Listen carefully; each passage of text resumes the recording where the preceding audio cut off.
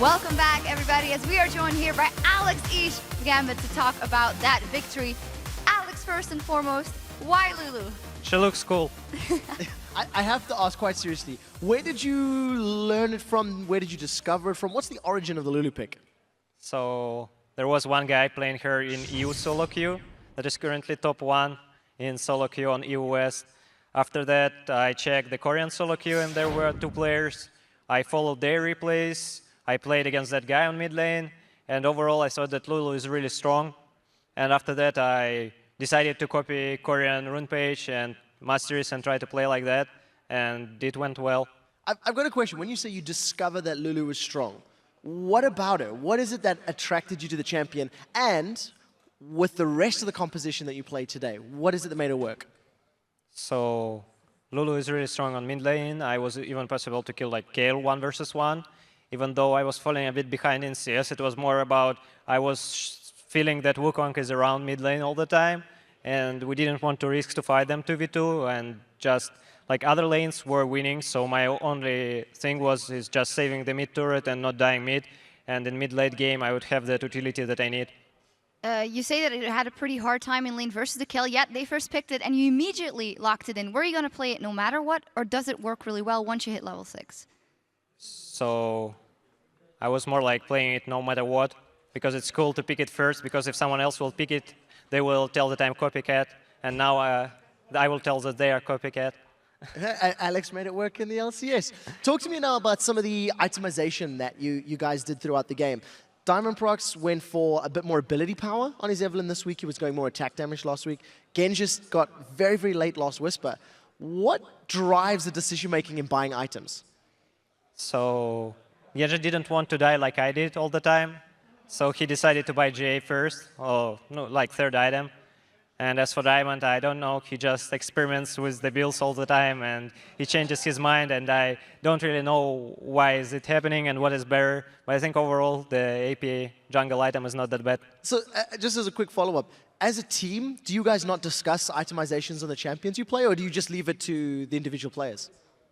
I feel like Diamond knows what to do and how to itemize, so we don't discuss it that much because people know what to do. The only thing I could do in this game, like build something like benches earlier, but you know, I didn't want to.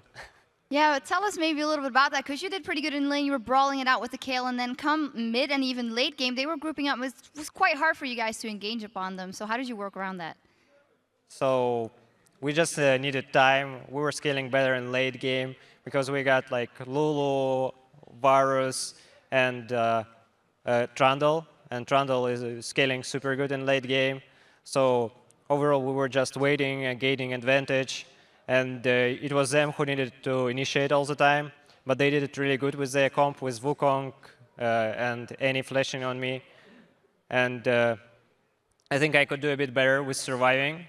But overall, it did go well anyways. So is Lulu mid something we're going to be seeing more out of Gambit and maybe some of the other teams? So I think that I'm sure that some teams are already using it. I'm not sure what teams though. So we will see, and you know, it depends on like if some nerf will decrease her ability. But I think that that hero is strong, and everyone will start picking it up or thinking about it, and maybe we will see picks or bans of this hero soon.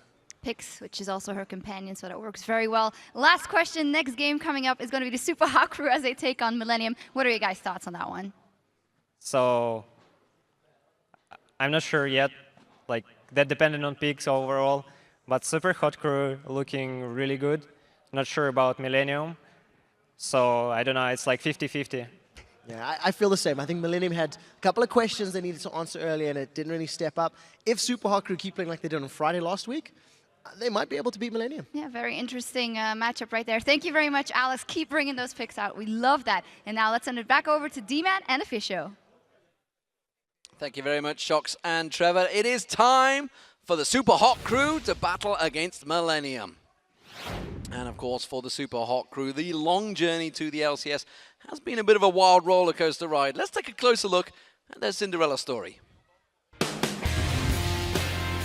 SK solidifies and puts themselves back into the LCS. And they just poured out their heart and soul against an SHC that did the exact same thing. So after we lost to SK, we wanted to stay all together. We make a changement for Mr. Rales. We wanted to create a team for Coke League and try to win everything we can and then qualify for LCS. I think it's kind of like a stroke of luck, really. They all split from me, and I went back to my old team. And then suddenly it's like, oh, we can qualify again. We get told like in 3 days we're gonna play with NIP and MOM. We had such short time between everything. I'm like, God, I know, we've done this before. It's crazy, it's just like constant swing of emotions. It was all about that League of Legends Championship Series spot, and the Super Hot crew are in. When we qualified for the LCS, there were a lot of people approaching us. Suddenly everyone cares for you who didn't give a damn about you before. Like we sat down together and we said, this is the deals we can get and we need to find out who is the best for us. The team decided we should go with being our own brand. We didn't want to play under whatever tag, we wanted to keep our name. Basically my summoner name for a long time in solo queue was Super Hot Fire. We had to make a ranked team and I had to make it, so I just found out this name and it stayed. We came in a Super Hot crew and we thought, well, if other organisations have done it before, why can't we? So Miss Shy and others decided to band around other people who wanted to get involved. We did some research. When I found out he has a lot of experience in esports, I was approaching him. Super Hot Crew had like many possibilities to join other organizations, but I said, hey, esports is my passion, it's not about the money. I'm sure you can get more money and more sponsors from well-known teams, but if you make your own, then you've got independence. We knew it was gonna be hard to be one of the top teams in LCS. The manager told us, you got 3 months in LCS, just enjoy your time and do your best. We know we're gonna face hard days and we will go through them, and the only one who can ever decide if we should change something or not, that's us. Like no one else can interfere. You have so many possibilities to do your own stuff, and you can especially focus on the needs of the players, not the organization. Like if we wanna grow as a brand and get more fans, then it's up to everyone. Everyone works for one goal, and this makes us become like much closer than before. I would say it's more friendly, familial than if you would join a random organization. I feel really more involved in our team and in our organization because it's ours. If you've got to start from the bottom, from the ashes or whatever, then yeah, you can build your own legacy, I guess. I personally trust our players and our team manager. When you are your own brand and when you got no pressure from the organization, I think you are a better team actually. They've done it! There's a teleport into the inhibitor. Mimers on the Nexus. Super Hot Crew beating the Wolves. You can look down at your shirt and look down at your sponsors and think we accomplished this.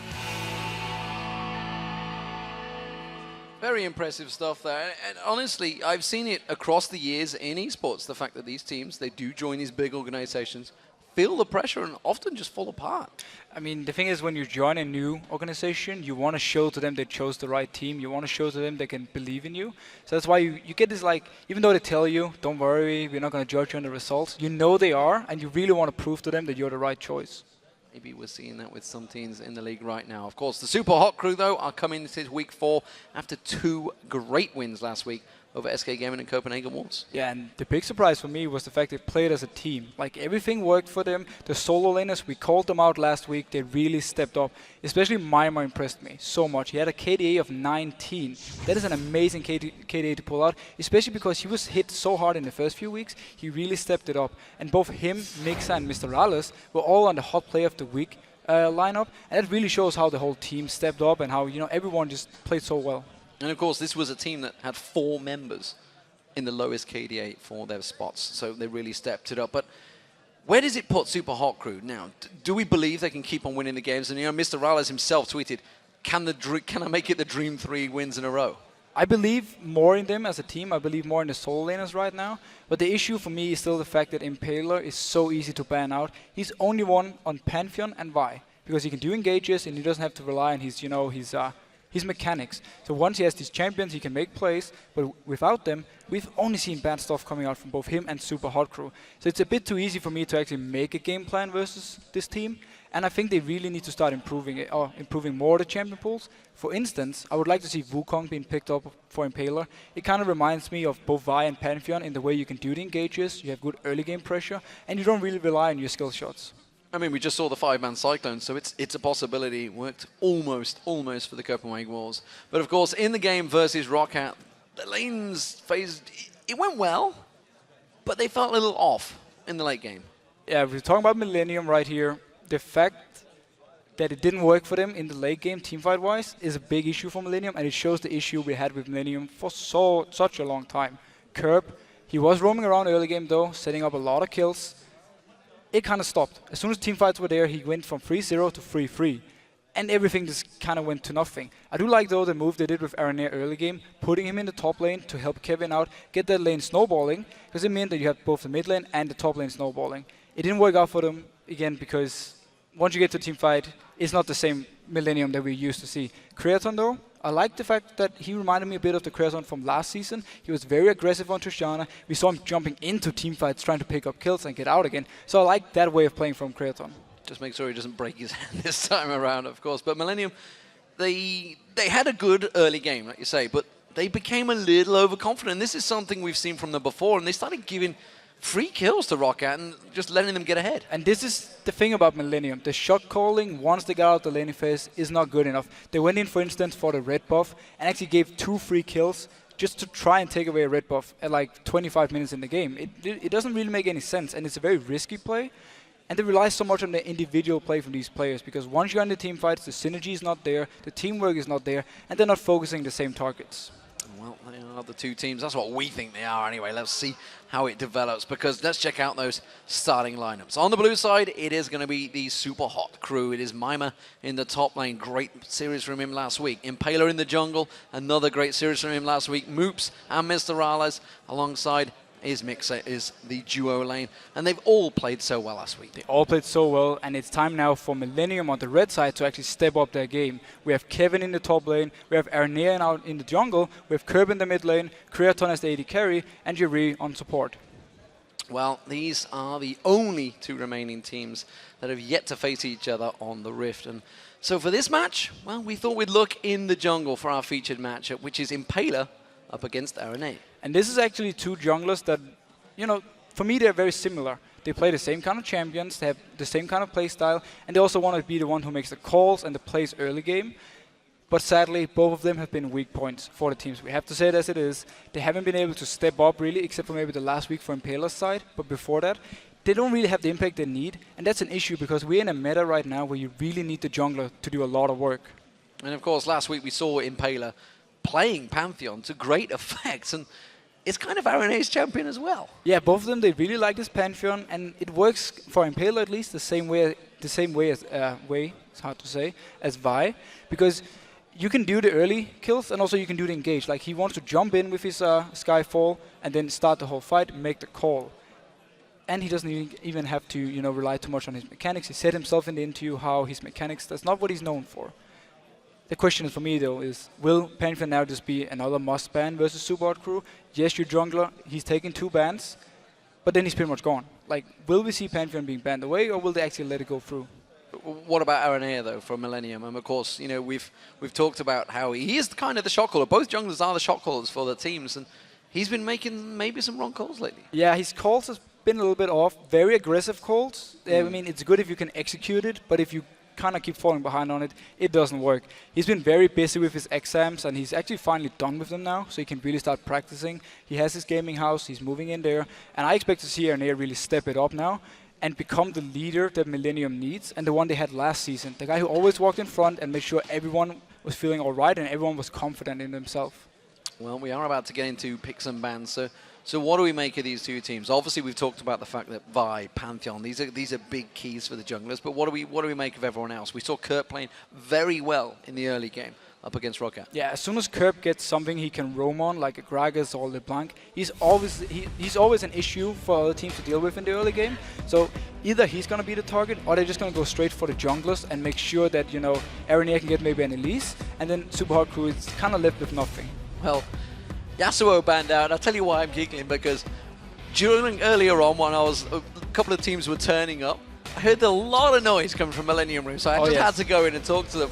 And basically it was Kevin. He just landed a 5-man ult from Yasuo, who's just like, oh, just got everything. So obviously that's been banned out.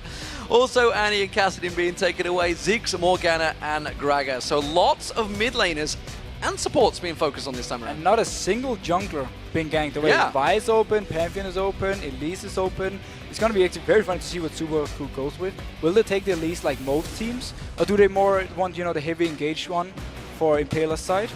The Gragas ban? Moops has kind of been a Gragas only player for a long time, and teams know this, so the ban is actually very smart. Well, I mean, all of the bans from Millennium is Moops, every single one. You think of the champions he's played over the last time, he was famous for Morgana, famous for Gragas, pulled out Ziggs and he started learning that.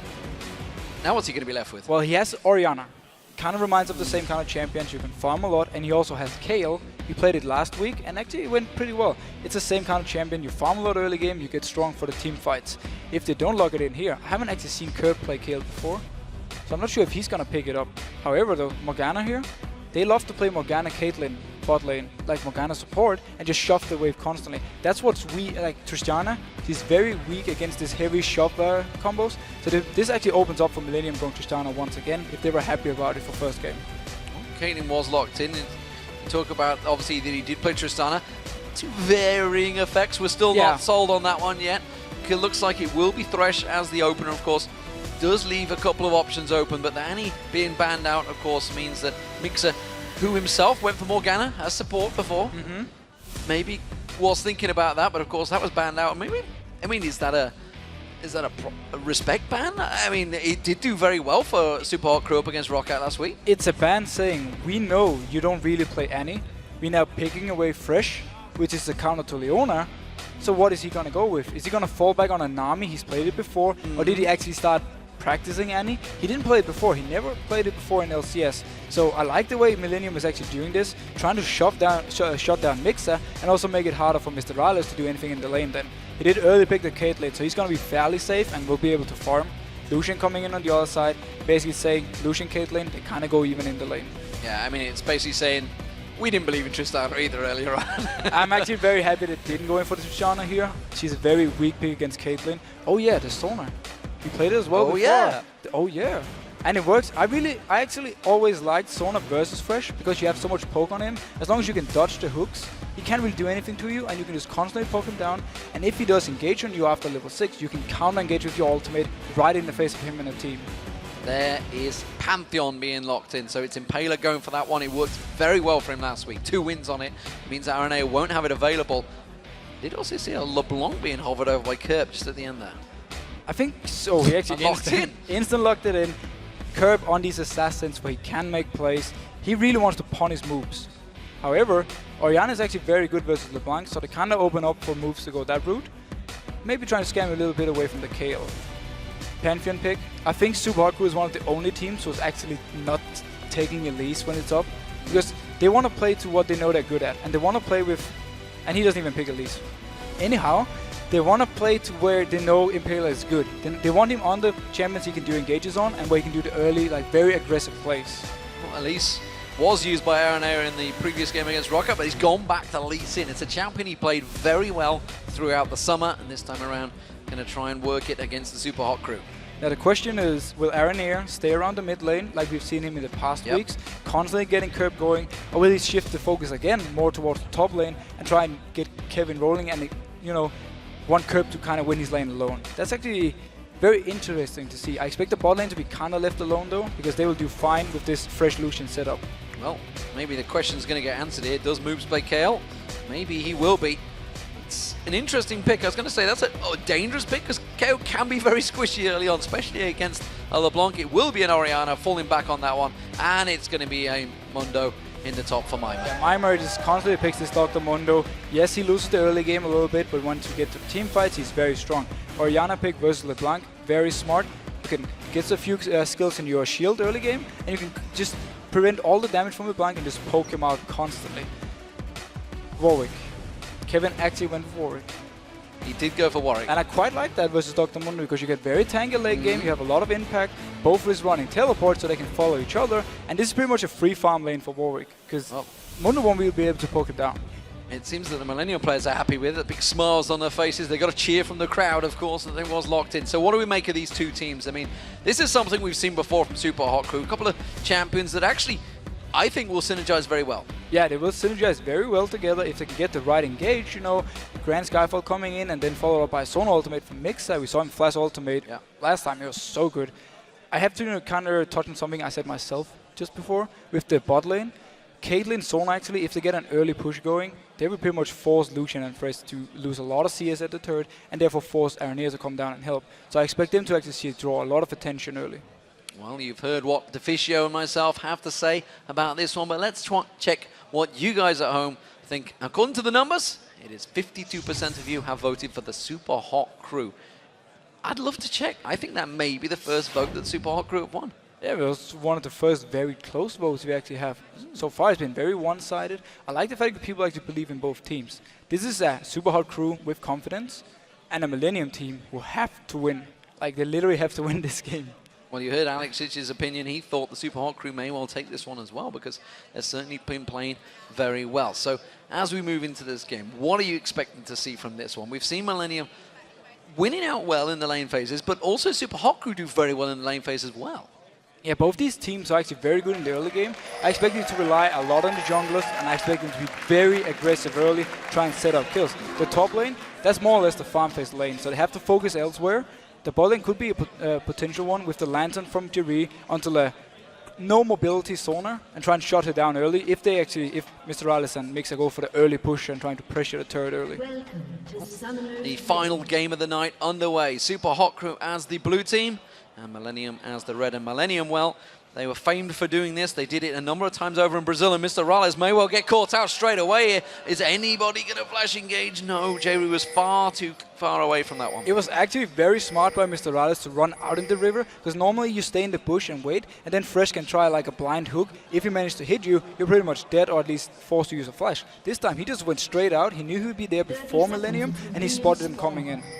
And looking at the two teams, who do we see? A level 1 fight, if they were to go 5v5, because think back to Brazil, think back to Sao Paulo, think how Millennium got caught out pretty heavily by the team reading them, knowing exactly what they were going to do, and all face checking that bush. Yeah, the only CC on Millennium side would be the hook from Jerry, but then he doesn't really provide any damage from there. I can see Kevin facing Impaler. Oh, and he's going to catch on towards Kevin. Kevin's going to take a lot of damage before he gets that turret. He won't go down, I don't feel, from this one, but you can see lots of damage done to him. He's going to back to tower. Yeah, well, again, back to the level 1 part. None of the teams really have a great invade setup. However, I like the fact that Super Hot Crew has a bit more damage level 1, especially Sonar actually provides quite a lot of damage if she has stacked up a power cord while waiting in the bush. Cleaver being thrown out, not quite landing. Gerber, he's picked himself up a Crystalline Flask instead of a Dawn's Ring in that mid lane. It does look like Impaler, who was standing around that red buff, will be starting off on the blue with the help from Mima, and no lane changes coming around from either side. Now we will have to see if Millennium can actually punish moves now that they banned away 3 of his champions, or at least 2 of them, and the Morgana. Because Kerb really has to win this lane. Even though he's against Orianna, which is generally the very safe pick, he also picked up a Barrier on move, so he really don't want to risk dying. Okay, let's talk about this bottom lane pairing, because Mr. Rales and Mixa have been getting a lot of first bloods early on. Who's going to hit level 2, in which case, who's going to go for that kill? I mean, Super Crew, they don't want to go for this. They're going to get the early level 2, but they just want to keep shoving the lane. You can't really go all in at level 2 with a Sonar and a Caitlyn. You don't have any CC to bring. So they just want to do this. Constantly shut down the lane, and if they can get the wave to hit the turret while Kraton is still level 1, it's very hard for him to actually see us. They're actually getting very good poke early on there. They seem to be Kraton standing, taking that Piltover Peacemaker full on in the face. And this forces Aranea to at least pay some attention to the bot lane. He doesn't have to necessarily gank it, but at least show himself down there, make Super Hot Crew back off, so, you know, the bot lane for Millennium can get some farm back. Well, it is Aranea that always goes looking for those kills, and Impaler, we'll see whether he reacts to them. Millennium do clear out that wave and push it back on. We are seeing both junglers in the bottom half of the map right now. And he is moving down. There's no Lantern on Jerry yet, so he has to rely on the fact that he can safeguard to one of them and then start it from there. Impaler's actually moving away from the bot lane, so he won't be able to help if a gank should happen. So Millennium, will they manage to go for this one? You can see they're starting to push the lane out, and I think, honestly, Super Hot Crew might read this one a little bit early because suddenly Millennium being aggressive here, RNA already backing away. Yeah, they expected it. Also the fact that Jerry started moving a little bit forward, he didn't try and stay back. So they kind of figured he's nearby, they didn't push the wave. They might actually just start doing it again now and force RNA to come down again and constantly be annoying.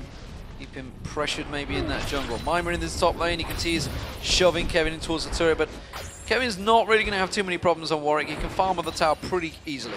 Yeah, and he's going to actually get a lot of CS right here because Mundo can't pressure him enough to stop him from CSing on the tower. That's why you need like a Renekton to constantly be around him. This is just a farm lane. A farm lane, it's a farm lane. Kevin slightly edging out. This middle lane, though, Moops up against Kerp. Orianna versus LeBlanc. It's a lane we've actually started seeing more of in 2014 season. Yeah, because LeBlanc became this popular pick. A lot of the assassin-type players like Bjergsen and Hein NA, they love to play it, and they've really shown how much you can do with it. And it also means it opens up for the Orianna, the safe version against this LeBlanc. We do actually see Kerp being very aggressive and having a small CS lead here in the start. Impaler is closing in from the side, though.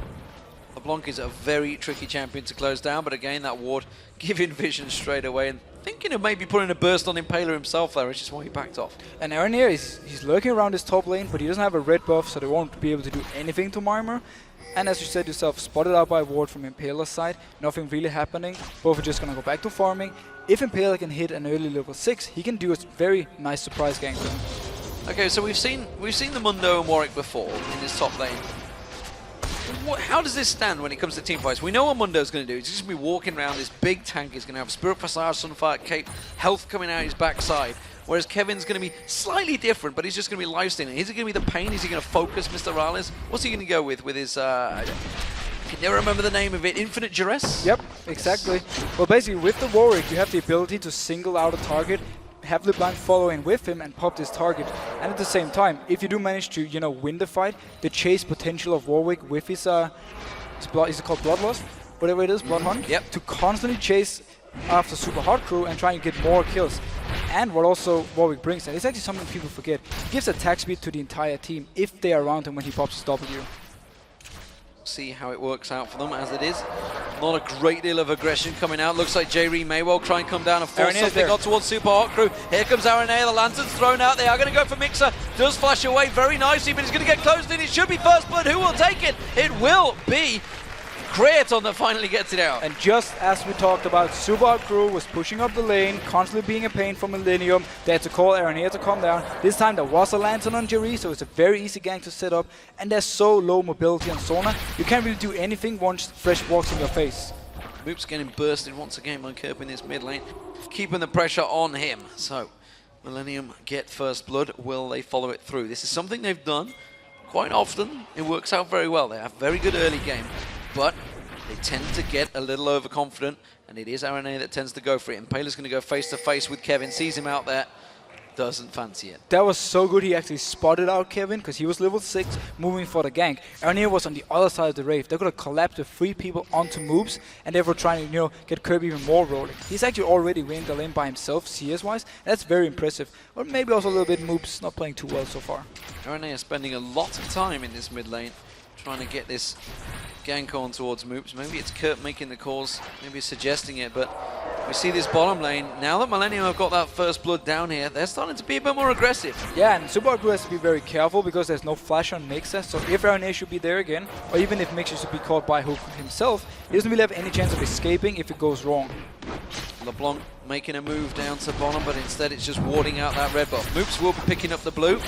Going to be gifted across towards him, which means he will be able to keep Kerp at bay for a little bit longer, who himself hasn't actually got the blue buff yet. No, he hasn't picked it up yet. Aranea started his red buff and then he moved all the way down, so he could be in the bot lane as fast as possible early game. Impaler will hit level 6 though when he picks up his own red buff, and then we can actually really start seeing the ganks, and we can see how well Aranea actually reads him. If he's nearby when the Grand Skyfall comes in, he can maybe turn it around, especially in this mid lane where Kerp is looking very strong so far. That single award that was placed by Millennium And of course the one by Aranea just giving all that vision. They know that he's on red buff, they know the rotation, they know that Moops is sticking around in the middle. So all the information given across. Kevin taking a look towards the blue buff. It is already gone, buddy. You're too slow on that one. It is still a very nice ward versus Pantheon because, you know, you don't really want to ward just in the river because he's going to jump across it. So with this ward right here, you might be able to spot Impaler doing a long Grand Skyfall into his lane, and it's actually making him a bit more safe. I will help the crowd. You pointed towards the blue buff ward. Yeah. Pointing towards something on the screen doesn't help the hundreds of thousands that are watching. But it's good that you do that. As it stands, Grand Skyfall is available now on Impaler, but he has no help down here, which means he's just going to clear out, make sure the wave doesn't get taken by the tower. And first item by Curb, full-on aggression, needlessly large rod. He's just going to go straight in the face of whoever is coming close to him. If he gets the early DFG, he can really start setting up kills, and we actually see him moving towards the top lane. Yeah, and there's no ward coverage here. Mima may well get caught out by this one. Has got his ultimate available, but you see the Infected Cleaver landing. That's going to be the infinite address. The burst down. He's just a stagnant target, and Mima will drop from this one. Or will he? He's going to try and get away. The blood hunt from Kevin. He should get the burst down. He's onto the tower. Is it going to be no Grand Skyfall's coming out from Impaler? But he's already gone down. It's just simple defensive duties now for Impaler. And a nice roam coming from Curb. He does it every single game. If he wins his lane, he will make plays everywhere else. And the nice thing about this one, the stun from Warwick came in where Mundo was actually on the right side of the creeps. So he could hit the chain from the blank without having to dodge around these creeps everywhere. And of course, we see Aranea immediately setting up, defending the lane, making sure the farm doesn't go to waste, keeping all the advantages. The teamwork that you see from these LCS teams is always top-notch. And at the moment in the lane phase, it's going Millennium's way. Yeah, and this is what Millennium does every single game. Oh, hook coming in on Rallis. Hook onto Mr. Rallis. Oh, Crescendo completely missed it. Actually, I think he caught Kraton as he managed to dodge out the way. Mr. Rallis trying to turn around. Great pilt over Peacemaker there and turning the pressure back onto Millennium. Yeah, the ultimate from Mixa just caught Kraton and actually prevented anything from happening. Instead, Super Hot Crew actually won this trade. They don't have the ultimate now though. If there should be a potential dragon fight or a fight in the bot lane, Sona is going to be rather weak.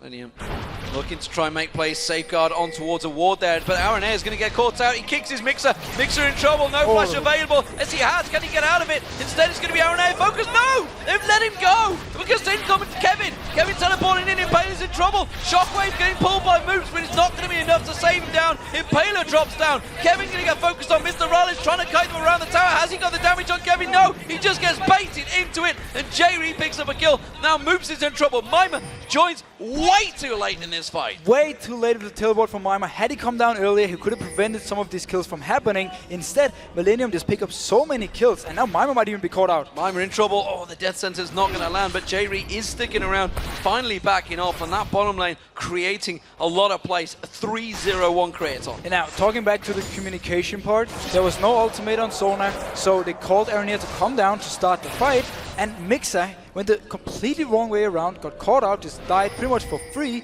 and then everything started because a great teleport from Kevin came down, and they could just chase it up. I'm not sure why Mima didn't follow him with teleport.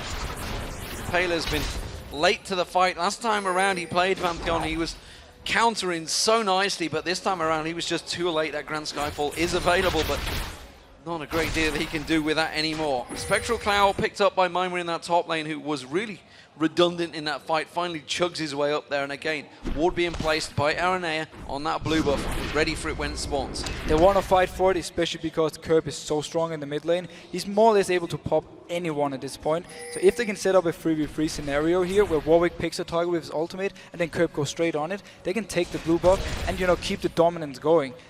Millennium, they're so good in the early game, and if it wasn't them, I would like to say, you know, they can snowball this game, but we have seen them throw these leads before. I like your confidence in Millennium. I don't have it yet. We don't have it yet. Oh, Death Sentence being missed up from J-Ree. A good poke back and forward. We do see Impaler, but look at that. That ward that was placed deep, like you said earlier on. We saw Kevin doing exactly the same. They have full vision of him, so they know Grand Skyfall is available, which is why you see them playing so cautious in the lane. Yeah, Millennium really shows they know how to play with Pantheon and against Pantheon. They're constantly making sure he can't do anything. He's actually going in now. Grand Skyfall Crescendo onto Kraton. The stamp's going to land on him, but he manages to take the blind ladder away straight away. Blind ladder, I don't even know where that come from. Lantern is the word I was after. A blind ladder, maybe. But we see, counter it, the moment he was away, Arenair comes in, steals the blue. Yeah, and Curb wasn't even there, so he just went in for it himself. Curb instead roamed to the bot lane. He might catch out Impaler. Impaler's going to get caught, burst down towards him. Oh, look how much damage Curb just does. And Impaler gets popped. Now Mr. Rallis in trouble. This is all going Pete Tong for Super Hot Crew. It is going to be Kraton picking on towards Mixer. There's another kill. Kraton gets it. And this seriously couldn't go any worse for Super Hot Crew. No matter what they're doing, Millennium is there to punish them. You have a 13 minutes DFG LeBlanc instantly one-shotting your tank. Millennium, if they keep up this pressure and keep taking these kills, the buffs from Super Hot Crew, there's no way they can actually get back in the game. Big objectives being picked up by Millennium here. Great start from them.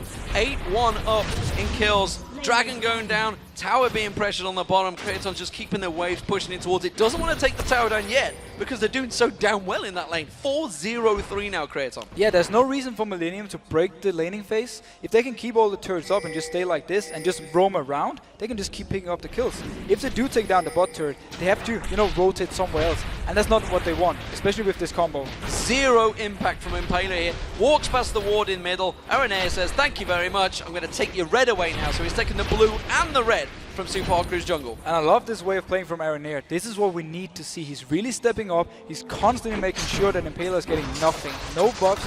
And he's been doing the ganks as well. He did do the early game gank. They gave them the kill they needed. And then 4-0-3 on Kraton. He just said, thank you very much. I'm just going to take it from here. Now we're on to the blue buff, which is going to be given across the curb. Pretty sure on that one. Super Hot Crew, well, they have to make some plays now, don't they? Because they've fallen so far behind. 4,000 gold, 14 minutes in. It doesn't sound a big number, but it's a giant number at this margin of the game. It is huge. They need the next Grand Skyfall from Impaler to give them a kill or a tower. They need some sort of reward. Or Millennium can just keep doing this over and over again. They're stronger in every lane, every single lane so far. And if there should be a fight, Super Crew actually pretty much have to outplay them at this point. Yeah, and just look how cautious they're being in that bottom lane now. The moment they saw the duo pairing of Jair and Kraton, they completely stepped away. In fact, they're completely leaving the lane. They're heading off towards the middle. Yeah, they're going to go here and maybe try and pressure somewhere else. But against Curb, he's going to try and pop Mr. Rallis instantly as you see him. He's level 8. Well, Moop's too far away from that one. Curb easily reading that. He's got his flash, and you know, LeBlanc is so mobile anyway. They're going to maybe see if they can look at that. They're going to use, this is a desperation place. They're trying to take him low and push to the lane, but it's so easy to spot. Yeah, and you know, Jerry already moved, makes a recall, so it's only 3 people mid, and they don't really do anything with this other than saying we can't actually stay bot lane at this point. If we stay bot lane, we will die 2v2 or to a gank, so we have to do something else. And right now, they're just doing nothing. They're getting no CS on the Cade lane and no levels either. Oh, that death sentence dangerously close to Moops' foot there, nearly pulled him back in. No, that's trying to give Mr. Rallis everything. He's having to jungle now. Yeah, jungle Cade lane actually. No, he's gonna rotate to the top lane. They just try the next lane now. Didn't work in mid lane. Let's go top, see if we can pressure down this Warwick. Millennium should be able to take somewhere else, especially in the bot lane. And we should explain this, because you can see down the bottom lane, if we take a quick... Oh, I tell you what, Impaler's going to find Kerp, but he's already had a problem with that one before, realizing the damage burst that could come out of Kerp. He's not too worried at the moment, looking towards that blue buff. Instead, he's going to come across. But what I was about to focus on is that bottom lane. The problem with this bottom lane is that they were freezing it, and Super Hot Crew could do nothing about it. Mix is dead. Yeah, he's pretty much dead. Popped. Moves, he might actually try and close in on this one, but Curb should still be able to almost 1v2, and Jerry is there as well with the Lantern.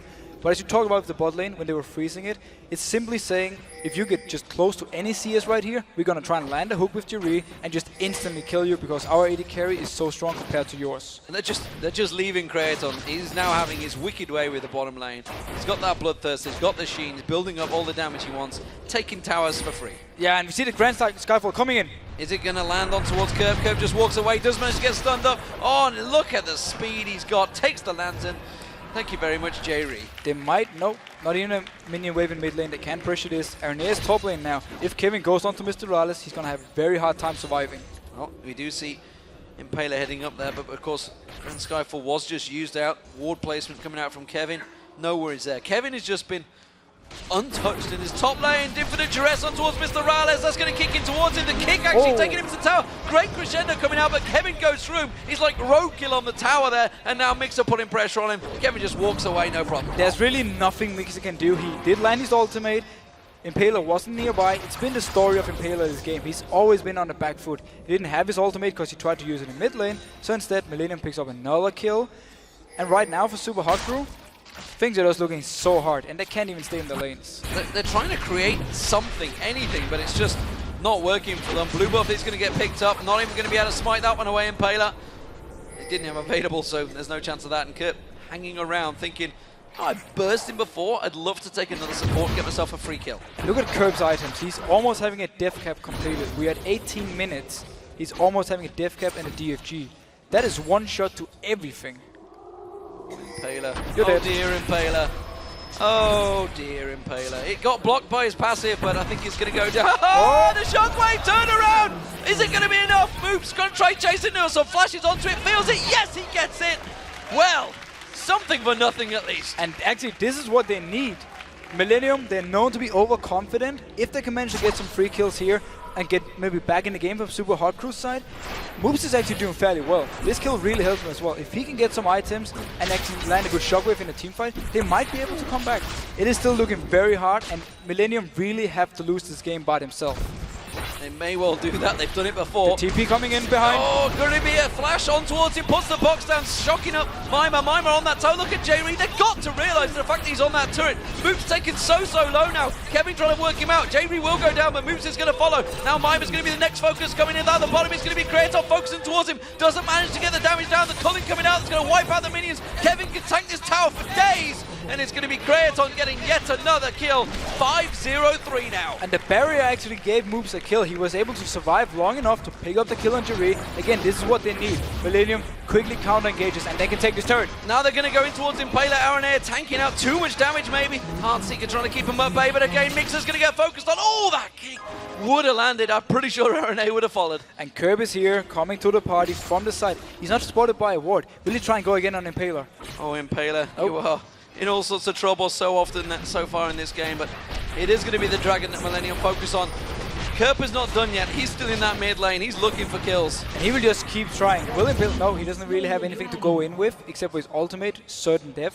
He decides to just let the dragon go, wisely enough. Can he get this red buff though, or will him? No, but yeah, he can. Millennium actually packs off for once. For once. For once they get themselves a buff.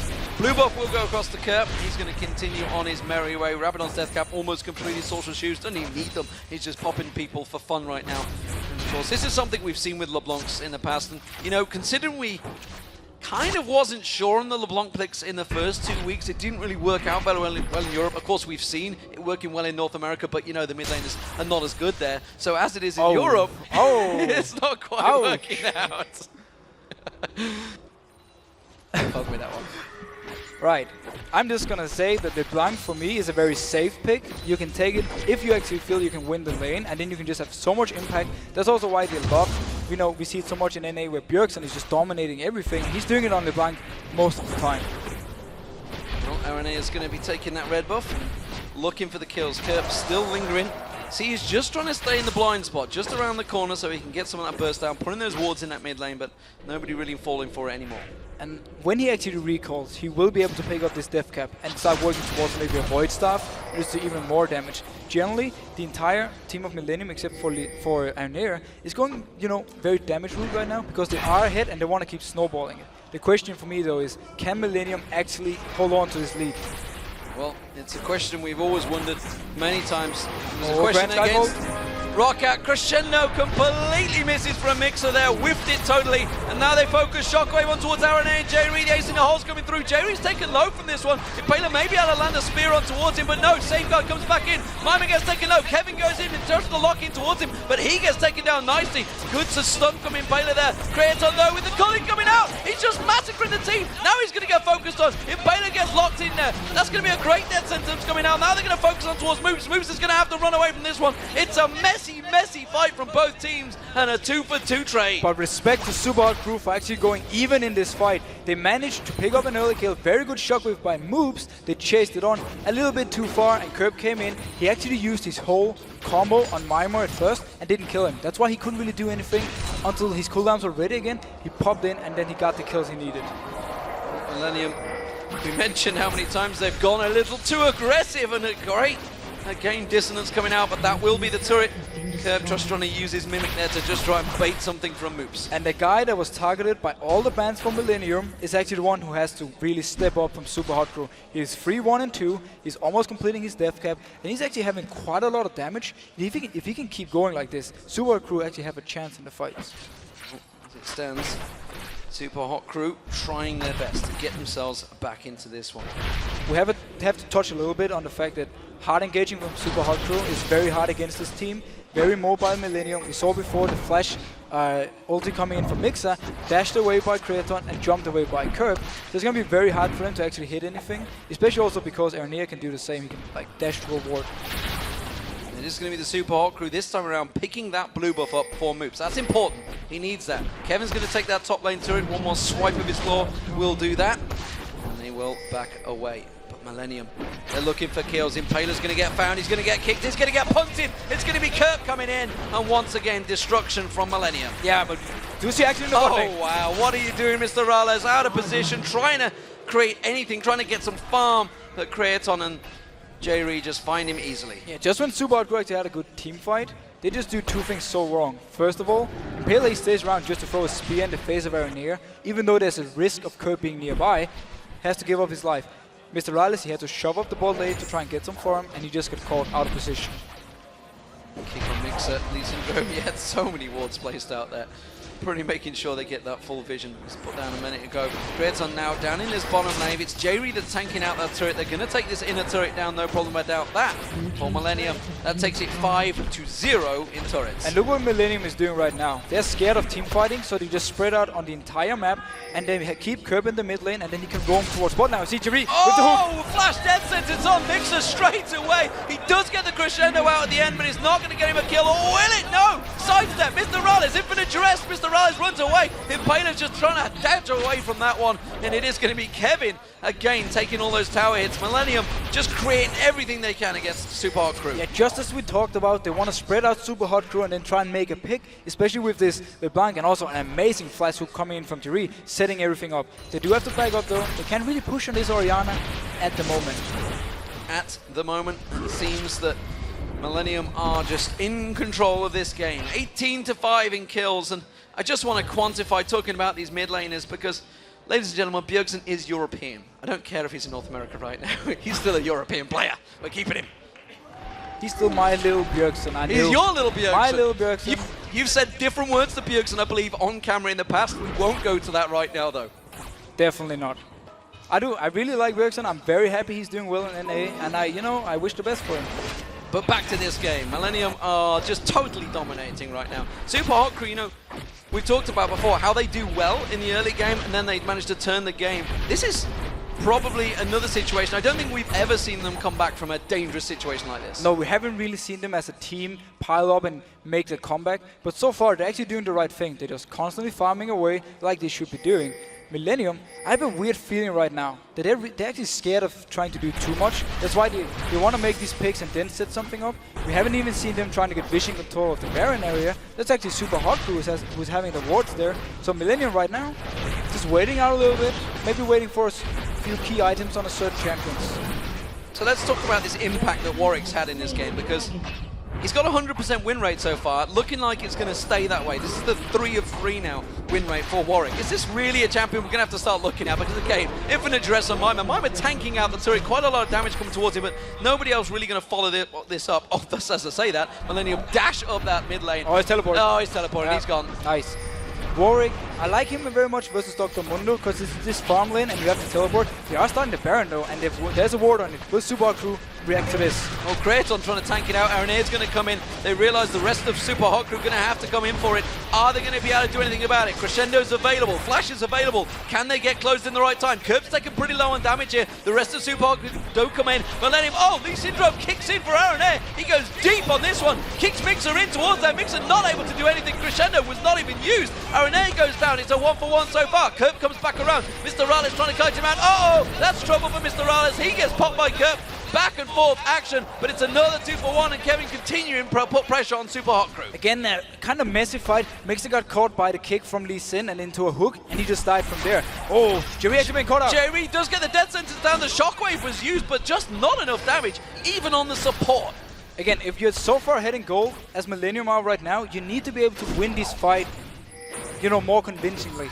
Right now, they don't really do too much other than try and pick 1 or 2 kills, and then we go back to the same mode. Oh, they're going in! Oh, Infinite Duress, that's going to be a hoops down. Completely caught out once again. We talked about how this Warwick can play a part, and the moment he locks up, that's basically a dead even stun that everybody's just going to pounce on. Yeah, and right as I'm saying, they don't really do anything. They boom, flash, stun, and they go in for this one. And this is what you can do with this Warwick LeBlanc combo. Always single out a target and just go for it. And you also have the Lee Sin to actually kick someone into you. So you have a lot of options of picking out champs. It's what they're doing now. I'm being a little bit too harsh on them, I feel. I kind of want to see them actually close out a game and show they know how to, you know, win games. But we're only at the 28-minute mark now. Let's not get carried away with this one. They like to take it long. Yes, but we are at such a huge gold lead at the 28 mark. That's what we need to keep in mind. They have every option of setting up kills, and they just need to do it and constantly, you know, keep Super Hot Crew on the back foot. Cast your mind back to that 7 Wolves game in Brazil. It was with the Baron, 20,000 gold ahead, and they made a good attempt to throw in a game. It was not good for Millennium, and maybe that will start flickering in their mind if some of these plays start to go askew. Yeah, it's definitely something they're actually thinking about. It's maybe why they're being, again, a little bit careful, because you really don't want or give away, you don't want to give away this lead, and they want to show to everyone, because Arena was talking about in the interview before in the games that we want to show we know how to close games. So that's really what they want to, you know, we can see here. Well, Super Hot Crew rushing into this one, but they're walking through a wave of pink wards, and Millennium have full vision. They are a little bit spread out, though. We can see Kraton now just coming back, and let's talk about Kraton. 906, Trinity Force, Bloodthirst, Banshee's Veil, and Last Whisper already on it. Yeah, he's so strong. We've been talking about Curb, how he can take out a target, but oh, Curb coming from side. Curb's going to go in. It's actually Impaler. He caught on, not the burst that he was looking for, and he was really after Mixer. Anyhow, Kraton, if there should be an extended fight, he's going to do so much damage. And Mr. Rales, he can't compete with it right now, and he's not supposed to. Baron being started off again. This time around, Millennium looking to peel off once again, I feel. We do see the Super Hot Crew coming in. It's going to be Mima. Look at the damage on him. That is the tankiest member of the Super Hot Crew going down like a minion. And he got caught off guard. The rest of the Super Hot Crew, hook coming. Oh no, Mixer getting caught out there. Does pull out the Crescendo, but it's too little too late. That's a double kill now for Kraton. He's focusing in. Shockwave only capsing on Kurt. Moves in all sorts of trouble. He's going to have another triple kill now for Kraton. Can he go for the quadra? They're going to keep on chasing. No. Bat sportsmanship. Oh, another hook comes out. Brilliant play from Jerry. That's a quadra kill. This game is over. This has to be the end. Finally there, Millennium gets the fight they need, and they just pick up kill after kill. Great individual play coming in as well. You know, flash hooks, and Curb always coming from the side, setting something up. Millennium is finally showing how to close a game. Well, they're not going to close it yet. They're going to take down an inhibitor turret. They're going to take down the inhibitor as well, but the respawn's now coming in because we are only at the 30-minute mark. Super Hot Crew respawning, but they are really up against it now. 25 kills to 6. 16,000 gold behind. They have got 3 turrets. That's something, but they're just in trouble. And it's going to be Millennium taking the inner on the top lane. And the Baron didn't even go down, so they can go back to this one, try and bait Super Hot Crew out again. We see Mima here. I wanted to close in on this. Well, they're going to try and chase. It's a 4v5 situation if the rest of Super Hot Crew were with them, but they're not. And Curb is just going to move back in. Oh, I tell you what. Moops has to be careful here because Curb is dangerous. And Curb just wants someone to show down in the bot lane or nearby. Mr. Rales not going to land his combo, not quite going to get it in there. They're going to try and chase on towards him. Ace in the hole will take him low. Have they got enough? They're going to get Grand Skyfall. Curb could go down here. They're going to get the stun. No, they're not. Because Curb just says, see ya. Mixer's coming in though from the side. He has a lot of move speed right now. Doesn't decide to go for it. Nope. Kerp Kerp gets just walks away. 6-1-7 Kerp, and honestly is just stomping anywhere he goes, but 13-0-6 on Creator. All right, here's two options for Super Hot Crew. Either we want to go out and try and fight for this Baron and try and stop it and, you know, pick the fight we want, or give them the Baron, wait in the base, just constantly wave clear, and then try and punish a mistake from Millennium. If they do manage to pick up this Baron though, which they will fairly uncontested, they just have every option to win this game now. Well, Baron being starting off by 1 Millennium once again, but again, not really focusing on it, and they've no reason to go for Baron, honestly. They don't need it right now. They've been shoving through, but Baron buff, it's always a bonus. Yeah, and when it's this easy to pick it up, the only thing that can go wrong is actually Pantheon trying to jump in and steal it, but he has no vision, so he has to guess. And if he actually manages to steal this, it's going to be steal of the year. Well, blind man drop is a possibility. Jerry doesn't manage to land that death sentence. It will be the Baron picked up without contestation from Super Hot Crew. Right. Now we have to give credit to Millennium. They are actually snowballing this game, and they are doing everything right. So, like, now, they're actually doing what they should be doing. Got the Baron, got the kills they needed, and Creaton is just being an absolute beast on his honestly, Lucian. but despite obviously Kerp creating plays himself, I feel it's actually Kevin, every time he uses Infinite Duress, he's getting on the right targets. He's going for moves. He's going for Mr. Alice. Impaler's obviously also been a call, but the moment it's basically a stagnant target. It's an easy kill. It's an easy kill, and Kevin is so good right now at targeting or finding these easy kills. Also, his teleports early in the game really helped him set up some kills. Mima just getting caught. He gets beaten down. It's a good defensive ball shield coming out from Moops now, but a Kerp goes aggressive. And Mixer, well, he went down before he got a chance to breathe. Gets himself a second. This is all over for Super Hot Crew. Millennium really have played this game very well. Yeah, and Kerp, he's actually been able to do this pretty much through the entire game. He got such a good start, he got an early DFG, and just started picking up targets. And there's nothing worse than playing support against that. So there you go, ladies and gentlemen. Millennium do get themselves more kills on the board. Creator now 14-0-7 as they finish out this game. The Nexus going down. Millennium finish the day with a win.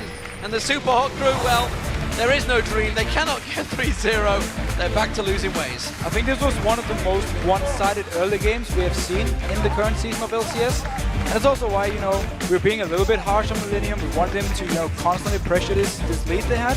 But all in all, they played it safe and they got the win they needed. And this is such a huge confidence boost for them. And even when they stood up, they really didn't. They were kind of like celebrating half-heartedly because it was kind of an easy win.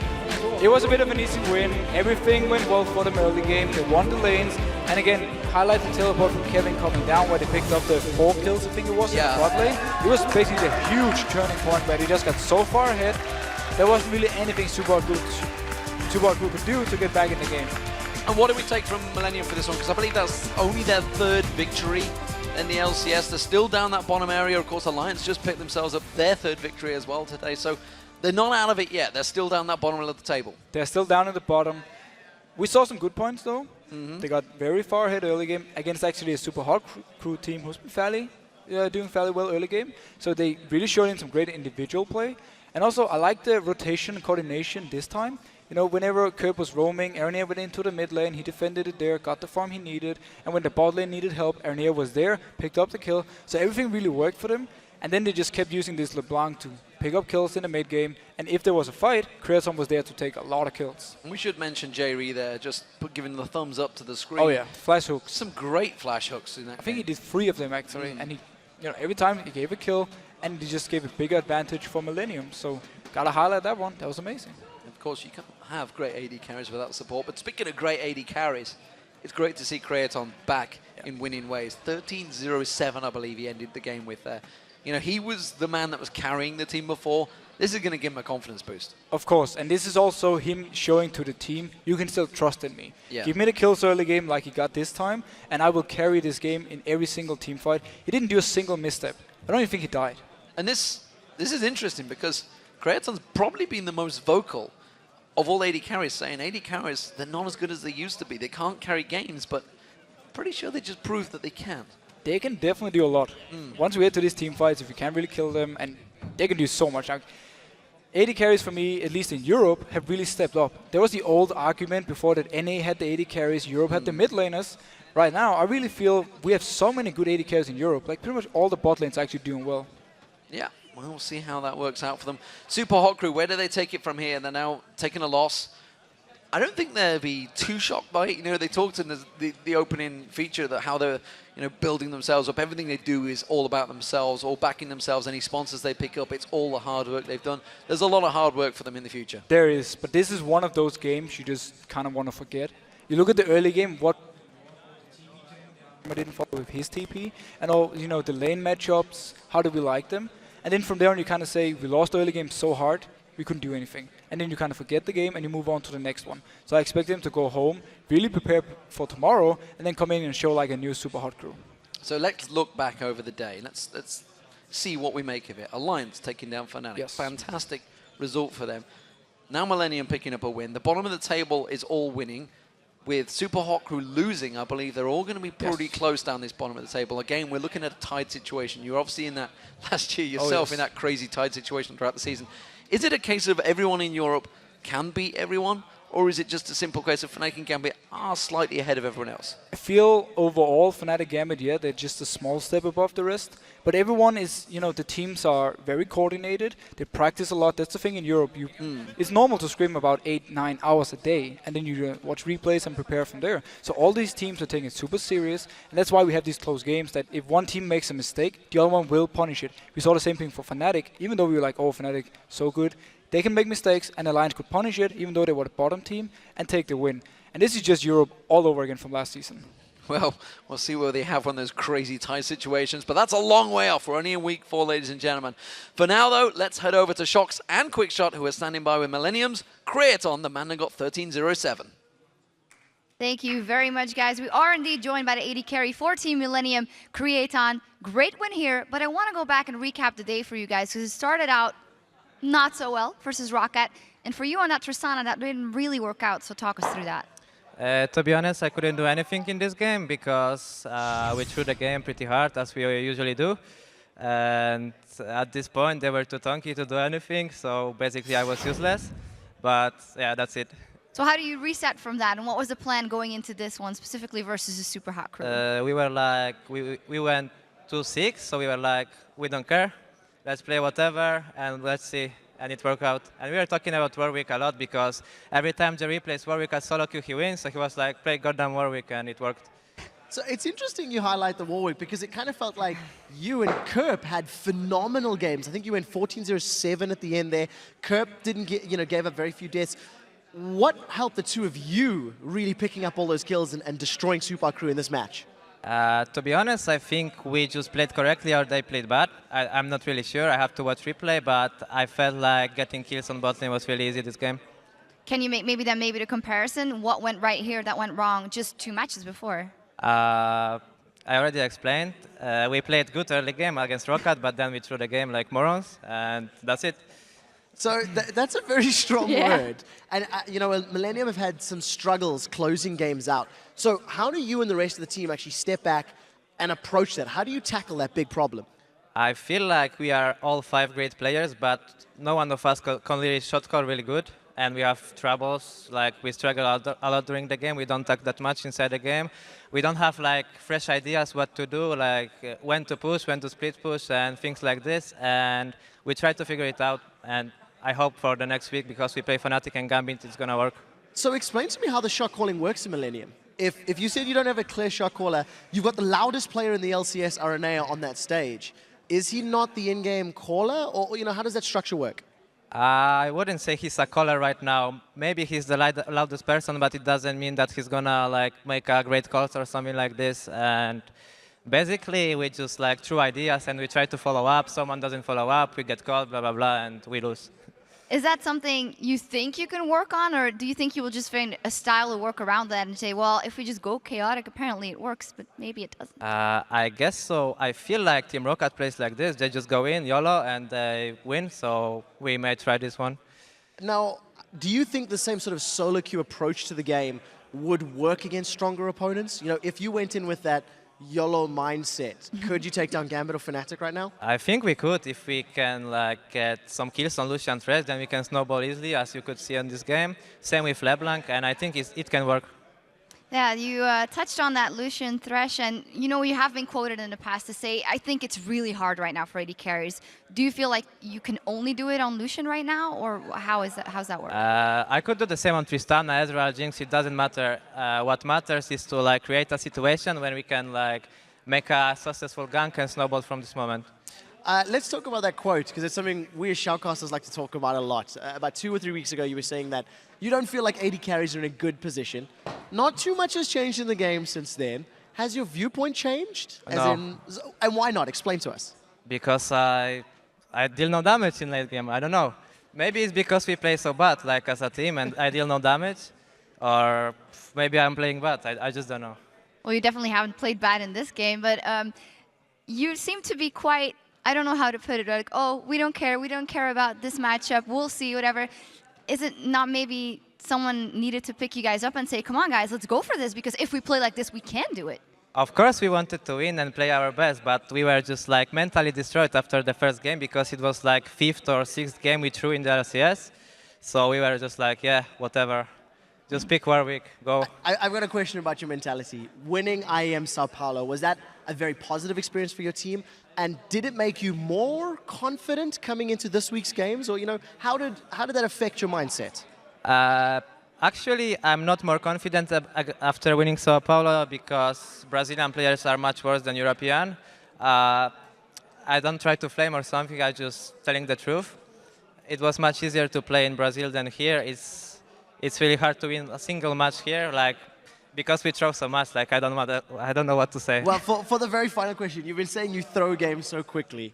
How would you prevent Millennium throwing games? What's the ingredient that'll help you fix that? Ban trash. There we go. Thank you very much. Congratulations to you. Good luck in your matchup tomorrow, of course. And now we're going to go back over to D&D to see which spots our team now occupy on the leaderboard. Thank you very mumuch, Quick Shocks. Here is where we are after today's games. With a loss from Fnatic and a win from Gambit. Both teams, they are now tied at 7-2 in first place. Then, of course, it is Rocket. Their wins keep them in third place with a 6-3. And, of course, in fourth place, well, we have SK Gaming. They are now 4 wins, 5 losses. And in fifth place, we have the rest of the European LCS. 4 teams tied on 3 wins and 6 losses. And they are Alliance, Copenhagen Wolves, Millennium, and Super Hot Crew. Everybody tied. No surprises, of course. Europe, what do we expect? That is where things are now. But the good news is that, of course, we have 4 more games on Friday. Looking for even more changes in the standings, here are the matches that will shake things up. Starting off, it's going to be SK Gaming versus the Copenhagen Wolves. That will be followed by the Super Hot Crew up against Gambit. That's not going to be pretty. And then we have Fnatic versus Rocket, a huge match. And then we end the day with Alliance versus Millennium. And of course, that action does pick up on Friday at 7 p.m. Central European Time. That is 10 a.m. Pacific. But we're not done yet, ladies and gentlemen, because right now it is our time for our first European Challenger Series semi-final, where the Ninjas in Pyjamas will be facing off against Tick, Trick, and Duck in a best-of-3. Let's hand it over to Jat and Freak. Thank you very much, D-Man, and welcome everyone to the 2014 European Challenger Series semifinals, brought to you thanks in part to our friends at Coca-Cola. I'm David Freak Turley. It's Josh with Jat Leisman. How's it going? I'm doing pretty good. We just saw a very close set of European games, and speaking of how close the league was, we got an NIP game coming up right here. A team had a lot of players that did great in Europe last split. Yeah, I'm sure the official knows all about these guys. Of course, you're going to see them hit to the field, maybe picking up some wins now that the official's off the roster. Coming up tonight, we've got the first Challenger Series semifinal, a best-of-3 between former LCS participants Ninjas in Pyjamas and the 4th-seeded Tick, Trick, and Duck. Yeah, and the winners of this match will advance to next Friday's finals, and then they get a chance to play on the European LCS stage in front of a live studio audience. Yeah, so for some visual reinforcement, here we go. Like Jat said, the winner of tonight's match will advance to the finals, and they're going to face the victor of tomorrow night's best-of-3 between Meteor Makers and Cloud9 Eclipse. And then the loser of the semifinals drops into the third-place match. That will be taking place on Thursday, February 13th, the day before the final. And now, the two teams that advance to the final, of course, there's more than pride on the line. These are Challenger Series. It's going to get you into the LCS promo. Let's actually take a look at what the Challenger Series means. As you can see, the Challenger Series Spring Split is broken down into halves. The first half will conclude with the aforementioned finals that are taking place next week.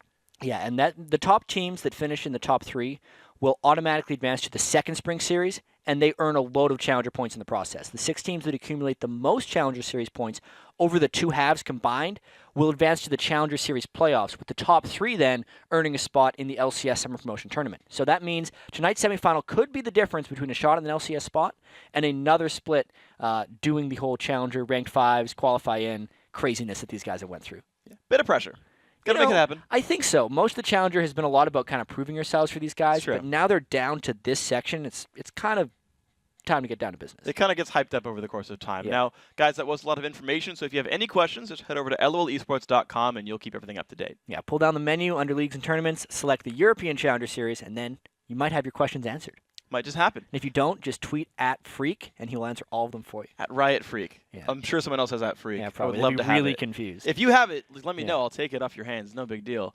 Now, guys, now that you know what's at stake, let's get to it. Our first European Challenger Series semifinal. NIP versus Tick, Trick, and Duck. Now, these teams' quarterfinal results were actually pretty similar. Their route here, though, was pretty different. Yeah, so Tick, Trick, and Duck. I'm going to mess up that name. It's a tongue twister throughout the entire game. They had to fight their way into the top 24 of the ranked 5s. Then they win 2 play-in games to advance to the round of 8, and then they went from there. NIP, on the other hand, was part of the EU LCS Summer Split. They got relegated after the season. Then they lost in the promotion tournament. Then they found themselves in the Challenger Series, but at least they didn't have to kind of qualify for it like the other guys did. Yeah, so they're here now. 1 best of 3 under the belt so far. NIP played their first Challenger Series 2 weeks ago in that quarterfinal round. They faced off against SK Gaming Prime. Yeah, and SK Gaming Prime took the first game in the series. Yeah. Pretty well, and it looked like NIP's slide was just going to continue. We're wondering what's going to happen with these guys. Is NIP done for? No. NIP came back really strong. They crushed SK Gaming Prime 2 games in a row, and they're advanced to the semifinals here. Yeah, and crush is like an understatement, too. Yeah. They got 37 kills, 3 total deaths, and if you factor in the assists, that's a 35 KDA in those 2 last games. Yeah, and the stats being that huge, individually they kind of stack up pretty well. Nuke Duck on the Blanc, 10-1-7. Amin, their new jungler, was just crazy on Vine Lee Sin. Freeze was 10-0-16 in their 2 wins. That's pretty impressive stuff. Yeah, he played incredibly well. The entire team's been kind of shaping up. And, of course, we can look back over to what TTD did overall coming in here as well. Just like NIP, it did take Tick, Trick, and Duck 3 games to advance out of the quarterfinals and into tonight's match.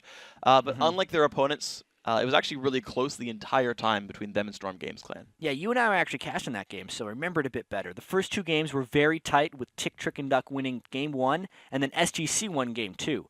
But then in game 3, Tick, Trick, and Duck, they flipped the switch, they pulled out their Tick, their Trick, and their Duck, and they dominated 33 minutes. They got 14 of the 39 kills in that game from the series, and they only died 3 times. Yeah, and of course, in that third game, their ADC, Sunny, he stepped up, he carried, he did an amazing job. Tick, Trick, and Duck's jungler, Nightmare, also did a really crazy job. Yeah, best game of the series for him, 2-0-7 on Vi. One teammate who actually made the most of those ganks was Sunny. He got most of the kills from those ganks. Then he was just fantastic. And these 2 really have to step up, blah, blah, blah. Tick, Trick, and Duck step up in these games if they want to take out NIP. They're up against Freeze, who's one of the best AD carries in Europe. Yeah, he's pretty scary. And honestly, the mid lane as well, it's interesting because with NIP, I feel like Nuke Duck, if you watch the games, you go back and watch the games against SK Prime, he mechanically played phenomenally. He outplayed Exila's Zed like every single time, like very rarely went down, but he had so little participation in the game, actually. Yeah, exactly. He had like the lowest kills and assists of anyone, lowest kill participation. So he played really well, but just didn't do much with it. Which is strange because he was on the Blanc. Yeah. I feel like Nuke Duck's been on a bit of a never-ending slide, and he's going to have to pick it up right here since they are in the top 4. He was so dominant in the summer split of LCS. Dexter said he made Nuke Duck look good. Look good. Yeah. Well, there's no Dexter. You had to add that last part because it makes it a little more appropriate. But yeah. Anyway, Nuke Duck. Now that he's with Amin, we'll see if they get a little bit more synergy. And Nuke Duck, it's his time to shine. Well, the Kale banned away. The LeBlanc already dropped from NIP. Of course, when you pick it 3 times in a row. I know. You're probably going to get it banned away. It's a little disappointing, too, because we were talking before the game how Zoro Zero and Nuke Duck have both been playing a lot of LeBlanc. Yeah. And we wanted to see what kind of team comps they were going to have because Fnatic played top lane LeBlanc today. Didn't work at all. Not so much. So I wanted to see it if NIP, but obviously Tick, Trick, and Duck is ahead of the game. They got it under control. Kassadin also banned from Nuke Duck, and of course, why wouldn't you? This seems pretty standard for these guys at this point. It's weird. There's a couple of LCS teams that'll still ban Kassadin on blue side. I know. Suba Hot Crew did it. Yeah. So apparently, like, Moops can't play Some it. people just don't like playing Kassadin. Yeah. I can kind of respect that in a sense because since it's so universally banned, they're just like, well, fine. We're never going to do it anyway. Yeah. I'm going to learn champions that I actually get to play. Sure, you might as well have it there if you're going to ban it in the first place. Yeah. Annie dropped away by NIP. Takes Trick and Duck now for the last choice with this one. And there's so much. Yeah, and it's a lot crazy. of like Tick Trick and Duck's normal champions are still available. Yeah. Like Nightmare's lost one Jinx, jungler. Leona for the bottom lane. That's exactly. what they've destroyed with in most of their games. I really like the way the bans are kind of evolving throughout the 2014 season because when it started out, at least in the promotion tournaments, you're just kind of like, all right, fine. Siobhan and Mundo aren't banned. That means they're going to be the first you pick. So Elise isn't banned as the first pick. That's still true. Yeah, sure. But the rest of them are still really creative. We were never seeing Pantheon bans. No. Kale was dominating who hadn't been banned yet. LeBlanc was a little bit unheard of. Yasuo hadn't been released. You know, like there's this evolution of thing where there's kind of so many strong champions that we're no longer seeing like the every single game. Yeah. 6 bans are decided. Yeah, because people sort of learned over the course of time, oh wait, what are the things I can go and explore? Like, I've seen so many games with like 6 mid lane bans, and you're like, oh, but that's still a common pick that you pulled out there. Oh, it's Gragas, who got through 6 bans, 1 pick, 2 picks, and it's like, oh yeah, it's like there's such a big pool in a lot of different locations. And I think Nuke Duck would be more experienced in that with anyone. I remember looking at, like, for some reason in League of Legends, especially in Europe, mid laners play more champions than anyone else. Yeah. Like Alex and Nuke Duck and even like ManCloud over in NA played like 15 or 16 different mid laners in 28 games. Yeah. So it's like, yeah, you'll see 6 mid lane bans. That doesn't mean these guys aren't going to know exactly what to play in that situation. Exactly. And well, speaking of what to play in the situation, looks like Snow already getting his Ziggs, one of like 3 champions he's played so far across 5 games. Yeah. 2 Ziggs games. They've gone pretty well for him. The Jinx, you talked about that, blocked it for Sunny as well. Yeah. Big time pick for Sunny. I like the Ziggs pick. I mean, it seems like for TTD, they're kind of just getting exactly what they are good at. Yeah, what in they a played sense. before. They're going to be able to pick Leona whenever they want. I imagine they're going to pick it within these 2 so that they're able to use their last pick for a bit of a counter to like a general team comp, knowing that Zoro Zero is going to be on Renekton. So these last 2 picks, these 2 picks here, maybe like Leona, and then their jungler Vi is absolutely available. Yeah. I'm actually surprised a little bit to Or see Nocturne, Zoro Zero. because he's L Nightmare. He actually has been playing it. It's on his solo queue record. Like even recently in the past couple of games, he's been showing that. The reason I'm kind of questioning the Zoro Zero Renekton is that like when NIP played SK Prime, like Zoro won his lane of Renekton and then stopped doing things. That and happened in the that promotion game. tournament too. Yeah. Against the team formerly known as something that turned into Rocket. Yeah. KMT. Yeah. We're Real going to get cat. there. Not Anyway. gonna pronounce the Polish name. No. Ooh. KMT? Yeah. Oh yeah, it's like Yeti's Mala's team or something. Yeah. Yeah. But it's Rocat. We're good. Yeah, Moving so he on. did that on Renekton too, and he needs to be able to make a big impact in the lane. He's against Mundo, obviously. Yeah. They're saving the jungle for the last pick because why not? Renekton had already been picked. Tons of tankiness at that point, and now NIP needs to make sure they have enough damage dealers to cut through. Well, Zed locked in Lucian here as well, so I feel like it's a lineup you see a lot. It's a good generalist lineup, I feel. It's really generalist right now for NIP. There's a lot of, I would say, like, beefiness. They're a very tanky team overall. Hold on, what's going on here with Tick Trick and Duck? Are they tricking us? Is that a Jungle Mundo? They need a top laner, potentially. I know. I mean, Phantom Joe has teleport right now for his summoners. Yeah. Like, maybe he changes it. Yeah, that feels like Mundo summoners. Maybe it's mind gaming us because they feel like it. Well, Nightmare's definitely jungling. He's got Smite.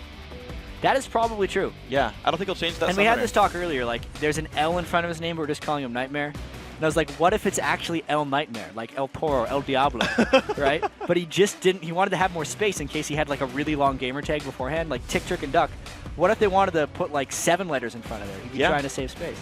Tick, Trick, jumping clowns. Yeah, Tick, Toasters, Trick. and Duck. Or if it was just like Trick, TD, El Nightmare. Oh, yeah. That's probably too big. Yeah, TT Duck. Yeah. TT Duck El Nightmare. All right, Drop they it. They did Vi. There we go. That's So, not too Vi, jungling. It is top lane Mundo. Mundo Renekton, a matchup we've seen before. Elise and Vi, no strangers as well. So, yeah, these guys are running pretty much just like champions they've liked to run before the bans, not really removing a lot of comfort. The bans were not very targeted in a sense, especially if you look at NIP like Pantheon, Kale, Annie. Those are probably the most generic bans you would see, and the fact that Cass and Yasuo are banned on the other side, super generic. The Zed, Lucian, even though they were the last 2 picks for NIP, I would say are way more towards comfort than they are about actual functionality. I think there's a little bit of a risk that NIP doesn't have enough damage to take down Phantom Joe if it gets farmed on Mundo. I think Lucian in particular is one of the weaker AD carries against Mundo, because sure, he can kite really well, but especially something like the culling, he's just going to hit Mundo in the face, and he's going to keep coming at him. Not going to care too much. Yeah. The last game we saw the LCS, or no, it was 2 ago, it was Gambit. Lulu shielded, it might have been a Renekton. Yeah. And the culling broke the shield and like hit 3 more And pellets. It looked like it would heal her, I think was the saying. That was it Deficio that said that? I want to say that was probably... No, it would have been Deficio and D-Man. D-Man. It was those two. That was D-Man, though. Probably D-Man. D-Man said it. He didn't heal him. It did deal damage. Deficio's going to be mad at you if it was Deficio. No, he doesn't get credit. Okay. I already made fun of him once today. He's already mad at me. You did? That was super rude. Yeah. I don't know where it came from. It's completely uncalled for. I don't know why I went for it. I don't even talk to him that much. Like I assume, I assume we're friends. Just like, because you're both League of Legends casters. You're like, of course we get along. Now there's camaraderie. Yeah. It's fine. Some of these easy things to do. I love you, Deficio. I'm sure he likes you too. You want to duo queue and carry me to Challenger? He definitely does not. Well, here we go, guys. On to the Rift. Mithy, defense spec, got that shield. Every time he dies, 50 points of shield. I remember that mastery coming under some fire early on, and people were like, that's a terrible mastery. Almost no one would get that mastery, because it's literally only when you die. Like, it's not even when you go back to base. It's such a terrible gold value when you really think about like the overall game. But then the question becomes, how much can you get out of it in lane? Like, Mithy wants to fight someone at level 1. And he's going to use that 50 health shield, theoretically, to gain an advantage in the lane so they can hit level 2 first, and then by that being getting control of the lane, it's therefore worth it. Yeah. So if he walks into the jungle and takes a Ziggs bomb, it's a total waste of time. Or if he dies a lot, Yeah. he'll keep getting that shield In which back. case, he can get like 500 health in a game. Oh my gosh. I know, think about 10 it. deaths makes it worth it. It's like Yeah. taking revive. You just feel bad if you don't use it. A little bit, yeah. It's faster than recalling sometimes. I mean, look at that. He's got a lot of health to begin with the Dorn shield. Very tanky man. Yeah. I don't want to all on that Thresh if I'm Tick, Trick, and Duck in the bottom lane. Hold on. Okay. All right, never mind. You can get the you can get the Biscuit Mastery with 9 points in utility. Yeah. So he's 21 defense. Yeah. I just go 20. I go 0, 20, 10. I just want the shield mastery. Who needs tenacity? I don't. I think a lot of people like tenacity. I know. I was kidding. Yeah, especially against Leona. Yeah. Has some They try to CC. stun chain on you, so the tenacity is really beneficial. Oh, is he going to take damage? No. Still got that shield. Shield watch for Mithy. Did you know? This is actually a really bad one. All right. Jinx Leona has 2 stuns and 2 roots. And a slow kind of, but you can't get the slow and the stun on the same target. Hold on. 2 stuns and 2 roots. But Leona has technically 3 crowd controls. Because the Q is a stun, and if you hit the center of the ult, it's 2 stuns. Yeah. And then there's also like a root on the E. Yep. And then Jinx has a root and a slow. Oh, and a slow. Yeah. Yeah. Technically, they could have 2 stuns, 2 roots, 2 slows, depending on the effectiveness of Leona. Sure. So there you go. Yeah. Lots going on in this game. calls CC it heavy lane. Triple 2 lane. No. And see, look at that shield. They're afraid to trade with Bam! Tanks the rocket. Still almost full health. But look at how much damage they did to Sunny because Mithy was able to walk up there. Hits him again with the chain. And now they have control of the lane. Yeah, and Mithy learned Flay at level 1. He's just getting the auto attacks in. And yeah, look at this. TT force back. 6 minions to 0 right now. And 2 of the melee minions are already dead. So that's 2 denied CS so far. Yeah. Worth it. I'd Worth say it. so. Success granted so far. Mastery point. Success.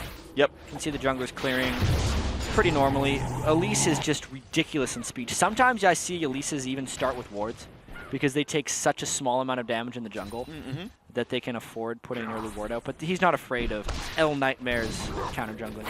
The Nightmare. Yeah. I'm just going to call them both names. I'm going to mix it up depending on how I feel. Okay. He gives me that versatility by putting the L in front of it. It is a lowercase L, by the way. It looks like a capital I. It's not.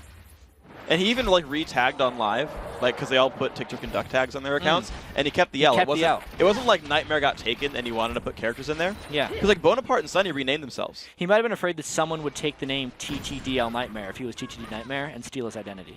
That's messed up. Yeah. Shouldn't do that. He's on the big screen now. Got to make sure his identity stays safe. Freeze and Myth, he's still chilling in his bottom lane.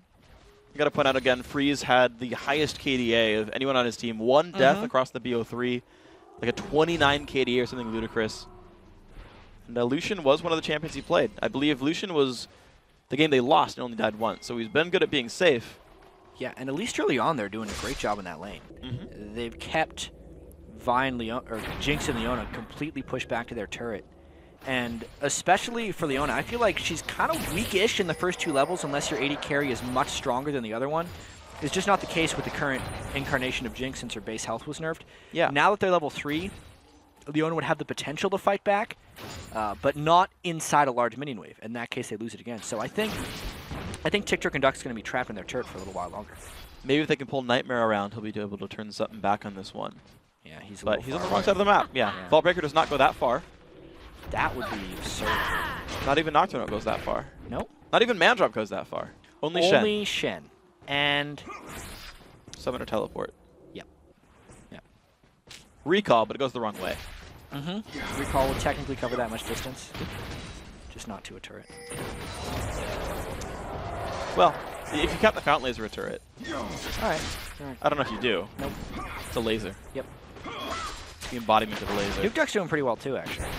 Yeah, he's actually winning his lane. Usually Ziggs pushes in Zed early on with harass, but Nuke Duck is doing the opposite. There's actually a lot of things that Nightmare has to respond to right now because all of his lanes are getting pushed in. So the early game pressure from NIP is definitely working. Since everyone is pushing together, it is therefore safer for each individual one because it's not like there's a singular target that Vi can click on. Everyone is benefiting from this. So even if one lane gets ganked and punished, overall, the net is still positive for NIP. Yeah, look at this. It's a 400, 500 gold lead right now for NIP. First Blood would barely equalize that at this point. So it's also worth pointing out that up until 0-0 ate that potion, every single lane had forced consumables out of their opponent without using them themselves. So not only was there really bullying these lanes. Exactly. Yeah. 12 minions here in the top lane. Of course, support AD carry here for TTD. Actually, Sunny getting lower and lower. Look at that health bar, down to about a quarter. Just going. Yeah. Just the laning phase. And right from the start. Yeah. Especially because Mythy got so much damage down on him early. A lot of people might not realize that when you level up, the health you actually generate on level is dependent on your current health when you do level up. So since Sunny was low at level 1, that means all his subsequent levels have kept his health low. Flashes over the Flame Choppers. Nightmare's not going to show up in that one. So not much that CC's going to land, and NIP going to be safe, but Nightmare is kind of freeing up this lane, pushing it down. Aaron might try and dive this if they can get the right kind of catch. If he lands a cocoon on Bonaparte, he might kill him. Puts the damage down. There comes the melee form execute. Doesn't quite land the damage. Spiderlings won't find it, but this is risky. Bonaparte is going to be allowed to go upwards. Amen just forcing him away, saying you give up turret control. And there's going to be a lot of dead minions. Yeah. It could actually be a dead turret if they want to. All Ammon is doing right now is completely zoning them out. There's a ton of dead minions. Yeah, they're just trying to withstand the laning phase. They don't even want the turret right now because they're winning so many lanes right now. If they just keep farming like this, they're going to get a huge advantage. They could hit 6 before TTD hits 5 down there. They could. It's going to be a gigantic difference. And look at the CS, too. Oh, God. 64 to 32. Fully doubled, exactly. Top lane's 50% bonus as well. This is going so well in just laning phase. And to think, I was like, I don't know if I like the Renekton. He won laning phase. They didn't do much for it. Right. And well, they're just dominating so hard. The whole team has went fairly heavy into the early game right now. Yeah. Lucian versus Jinx is very much like a early game crush you versus a bit of a late game matchup. I know Jinx has actually had a lot of early game power recently, but she's pushed more towards late game now that she has the base health nerfs. Yeah. Obviously, Zed against Ziggs. Zed is the one matchup that would be a little bit troublesome, but Nuke Duck is just outplaying Snow right now and keeping him pressed back. And we don't even really need to get into 0-0 versus Phantom Joe because Renekton beats him up early on because he's Renekton. Yeah. Well, I feel like the NIP mid laner is kind of set up to win this matchup, though. Like, if all teams to nuke, you might as well nuke Duck. So you're saying that would be like if he was playing Ziggs. He could be like, oh, he's the Nuke Duck. I mean, it still works. Or you're saying like you can't nuke the Nuke Duck. Yeah. Yeah, okay. There's something there with nukes and ducks. And something. I didn't plan it well enough. Yeah, he's sorry. playing like a ninja. I knew this matchup for like 2 weeks, and I didn't come up with a joke in time. Trying to come up with something. Like, and now I'm doing it now. Like, I did no preparation. Because he's against Snow. Yeah. Who's still on the wrong Ziggs skin. I mean, he could try and create like a nuclear winter. Ooh. Yeah. All right, we're good with this one. Well, I mean, Freeze in the lineup. It'll go to it'll be absolute 0-0. All right, we're done here. It was horrible. There's no more. I'm sorry. It's a sunny day out, though. Unfortunately, Man, there's so many things. I'm gonna Stop. During the commercial, I'm going to come up with more. All right, we're back into the game. Here we go. Phantom Joe getting hit. Zoro, though, is going to find Nightmare. The ult's going to come across. Pops Dominus. Phantom Joe half HP. Ultis as well. Now, can Zoro live? Has Flash. Oh. He's still fighting. Can he take down Phantom Joe? He's still burning down. This is going to be close. Flashes still goes down. Phantom Joe takes it. Yeah, he turned a lot of damage around. And because I think he surprised himself with his damage, he ended up sticking around too long. Once he scared Vi off, there was a small chance he would have been able to flash and at least burn Phantom Joe's flash to continue the finish. Yeah. But the greed stopped him from doing that. It doesn't matter how much damage you do to your opponents if you don't finish. And the Dragon's going to go down as payment for the top lane gank. But take Trick and Duck. First Blood is going to help their top lane and alleviate a lot of that pressure. And we look as they both went back to base. You've got the makings of a Sunfire versus the makings of a Tiamat. And also there's an extra cloth armor thrown in there for good measure. It's going to make it a little bit harder for Zoro to pressure Phantom Joe in the lane. And it will come to a point here where Zoro is going to continue to get stronger at farm, but probably not be able to kill Phantom Joe. And that will be the moment in the game where Zoro has to transition down to the rest of the map. I almost never see Zoro lose lane. This is one of those occasions where he's just not going to lose it. Nice stun! Oh, the cocoon lands. Snow taking so much damage. Amin not going to go for the kill. Oh, Nuke Duck got it. Yeah, Ignite? He ticked him with the Ignite like really late. So you would have thought it would have been up early, but that's why they're able to walk away with the kill. Really clutch finish there as the jungle support arrived. I didn't realize he had ignited him. I was like, all right, well, nice try right here. Zoro now. Phantom Joe in the fight. I mean, you know, initially, there we go. Okay, the ult. There's no reduction ult. Yeah, he got about 15 seconds there. Phantom Joe not going to go in for the kill with this one though. He's probably just content getting his farm back a little bit. Okay. This is the first time in about 10 minutes where Phantom Joe hasn't been pushed straight into his turret. And he's going to try to retrieve the minions from under it when it comes in eventually anyway. Freeze and Mythy putting some damage on this turret now. Level 7 versus level 6 and 5. So a small lead here in XP as well as gold. The Escorter's Vamp Jumper being important as well. Monstrous lead in CS. Good Lord. 58 to 100. He's actually just in a really good pace, actually. We don't really see scores this high this early from AD carries. There's been almost no pressure back at him. Bonaparte, I don't even think he's tried with the Zenith blade this whole game. There's been almost no zoning potential from Leona. And here's another gank top. Well, no ulti from Phantom Joe, but the ulti comes in from Nightmare. Zoro not in a good spot, does not have flash either. Doesn't get the damage. Nightmare picks up another kill for the team. They're trying to get the turret down bottom too. Stun up on a Mythy. Turret goes down. The nuke's coming through as well. Bonaparte not in a good place. Mythy steals the kill. And here's the chase from Freeze. Lands the culling Sunny. 100 HP, flashes away. Safe. Yep. But his turret's gone. Yep. So that's unfortunate. A little bit. And also his support's dead. So overall, this up and down trade is definitely benefiting NIP, but I feel like that's because they were just winning the lane 2v2. As far as the jungler interaction goes, it's been pretty even. Nightmare and Phantom Joe have done a really good job keeping Zoro down a little bit and trying to make it so even if he wants to become involved mid-game, he might not be able to. Yeah. But in the bottom lane, it's probably a little more disastrous that Sunny is down so much. Because Jinx will not be a factor as long as Lucian can just go and kill him, especially since Jinx is such an immobile AD carry. I would say the gank trades benefit NIP overall. I think so. And the question for me, though, is, so what happens when Renekton fully falls off and Mundo becomes really hard to kill? Because you said in pregame, Nuke Duck and Freeze not that well equipped to kill a Mundo, and that's exactly who's getting farmed on TTD. It's true, and he doesn't necessarily have to build that much mana creeps. Because Amin... Sure, we can get a little farm down Elise. That'll help trying to take down Mundo. But it all really depends. I think if Freeze continues to farm and kill at this pace... That was just rude. That's awesome. Yeah. We knocked him into it. It was a gift. Yeah, if Freeze continues to farm and kill at this pace, I think he'll just be strong enough to kill Mundo. I think. Yeah, I can see that. But aside from that, I also think the game's not going to get late enough for that to be a problem at the moment. Did he steal that too? No, that was given over. Yes, it was. Snow was far away, and he's like, just ult it. I'll sunlight it for you. That worked out okay. I was super confused there for a second. Yeah, it was weird. Because Nuke Duck generally play... No, okay. I just realized something. Sunny is paired with the solar support tank. Yes, it is true. Like, he gets to use sunlight the entire time. There's so much gold here, I didn't even think of it. Nuke Duck still you have in a his lane. strange definition of what gold is. I would call this something much comedic different. gold. No. I discovered a new type of joke, by the way. Zyrene showed them to me. It's kid jokes. They're not anti-jokes. They don't have a real punchline. First of all, Nightmare trying to run away. Red buff on him. Gets it. Gets out. Yeah. Stun landed because I believe there was a tick of cooldown left on Nightmare's flash. Just getting up right now, they would have killed him. Bottom lane freeze continues to finish. I'm actually okay that we got distracted because I don't really want to know what these jokes are. Because it sounds like you're just talking and you're just like, that was a joke. They're no not really jokes. Yeah. Well, Nightmare's still getting invaded on Amin. Really wants to make this happen. Flash Cocoon goes off. Zed follows the flash. Nightmare pop. Down he goes. Nuke Duck getting the red buff for his troubles. Nuke Duck's getting really strong too, and he's going to be able to roam around. One thing that Snow hasn't done, despite farming very well on Ziggs, he has applied almost no map pressure.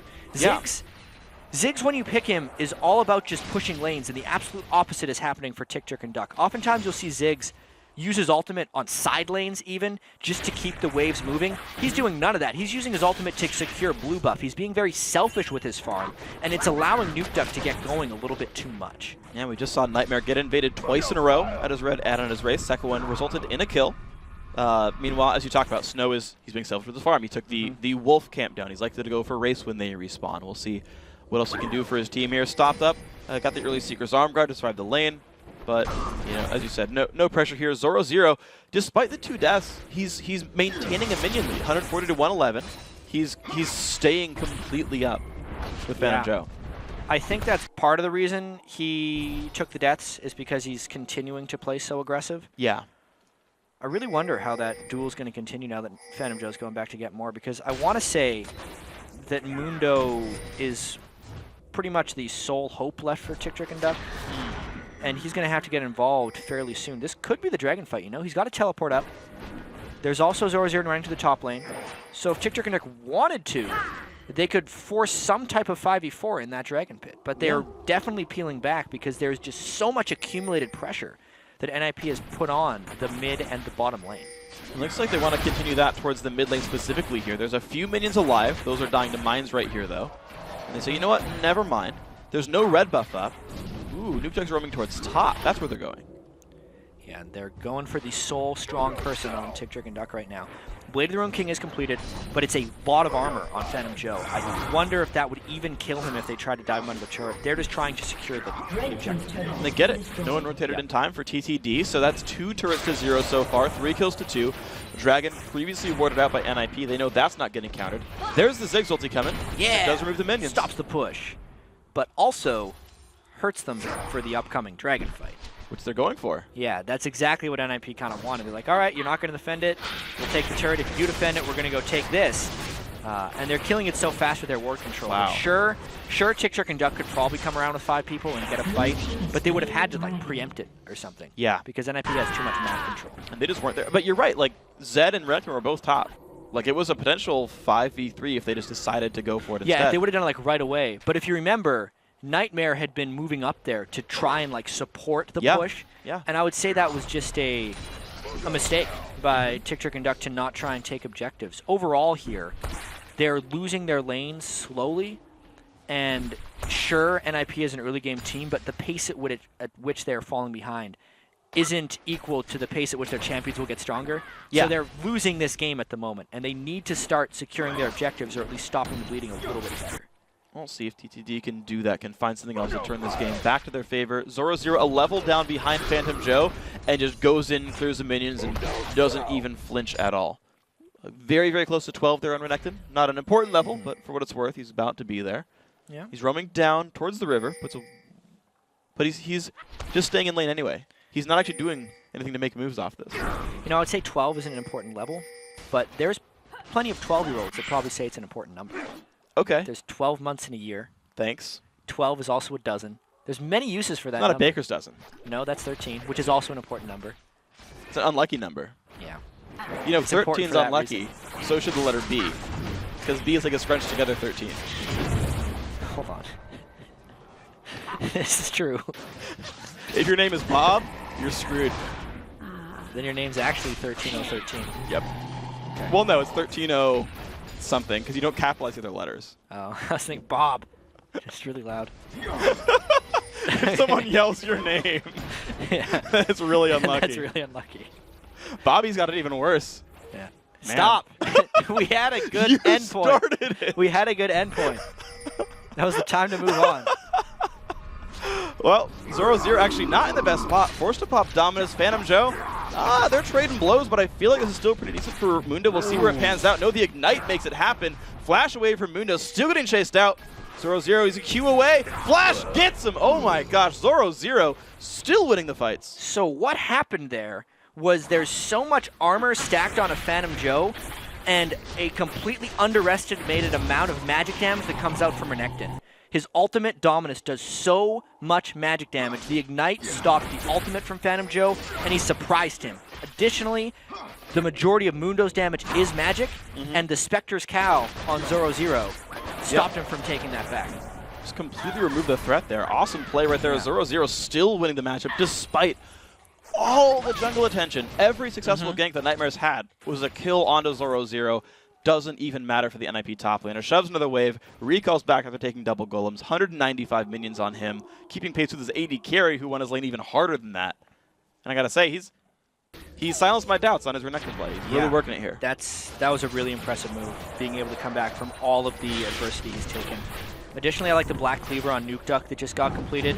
Since we were talking about how NIP is mainly a physical damage team, being able to get that Black Cleaver for himself is almost like giving a Last Whisper's worth of armor penetration to the rest of the team if they're focusing on the right targets. Which means that Freeze can focus on finishing a Trinity Force without feeling guilty that he can't kill Mundo. Since if Nuke Duck is to hit Phantom Joe a little bit in, say, an isolated scenario, they will shred his armor enough that Freeze and 0-0 will be able to finish it. That's going to be impressive. We'll see how this pans out in the team fights. 0-0 happy to stack, or not 0-0, sorry. Nuke Duck happy to stack the armor shred for everybody else. And it looks like the pressure now is to the mid lane. Phantom Joe and 0-0 still going to trade blows up top, but it is getting better and better for Renekton, even still in this game. Yeah. He's got, lane stopped I feel like Renekton peaks around 25 or 30 minutes. That's when he's just the super, super scary man, especially with his Ravenous Hydra right now. And the recent fear that he put into Phantom Joe. He's got a lot of power play left to do. He's actually going to find Mundo over the double golems as well. And he's going to jump the wall and help his team out near the mid lane. He's going to get there before Mundo will. He's going to run into a lot of people. I don't think he cares. I think he's Renekton. He's got his ultimate up. Here we go. Puts a stun onto Nightmare. Ziggs Bomb shows up. 0-0's kind of around everybody else. And finds a Lantern. It's kind of a weird exhaust for Bonaparte. I don't think he needed that one. Yeah, that's fantastic for NIP because Bonaparte's going to want that back the next time Zed ults his AD carry. He's going to want to use his exhaust on Nuke Duck, and now he can't. So 0-0 with a successful, threatening roam right there. Nuke Duck. Yeah, his minions get swept away. You talked about Ziggs being able to keep these side lanes in good shape. Does that here. Nuke Duck sweeping wards away. Looks like blue buff. Something that they want control over in the near future. Dragon's up in a minute. 0-0 just finished pushing a lane top, so he's roaming around again. I'm also looking at Sunny's build, and I feel like he's just starved right now. He is.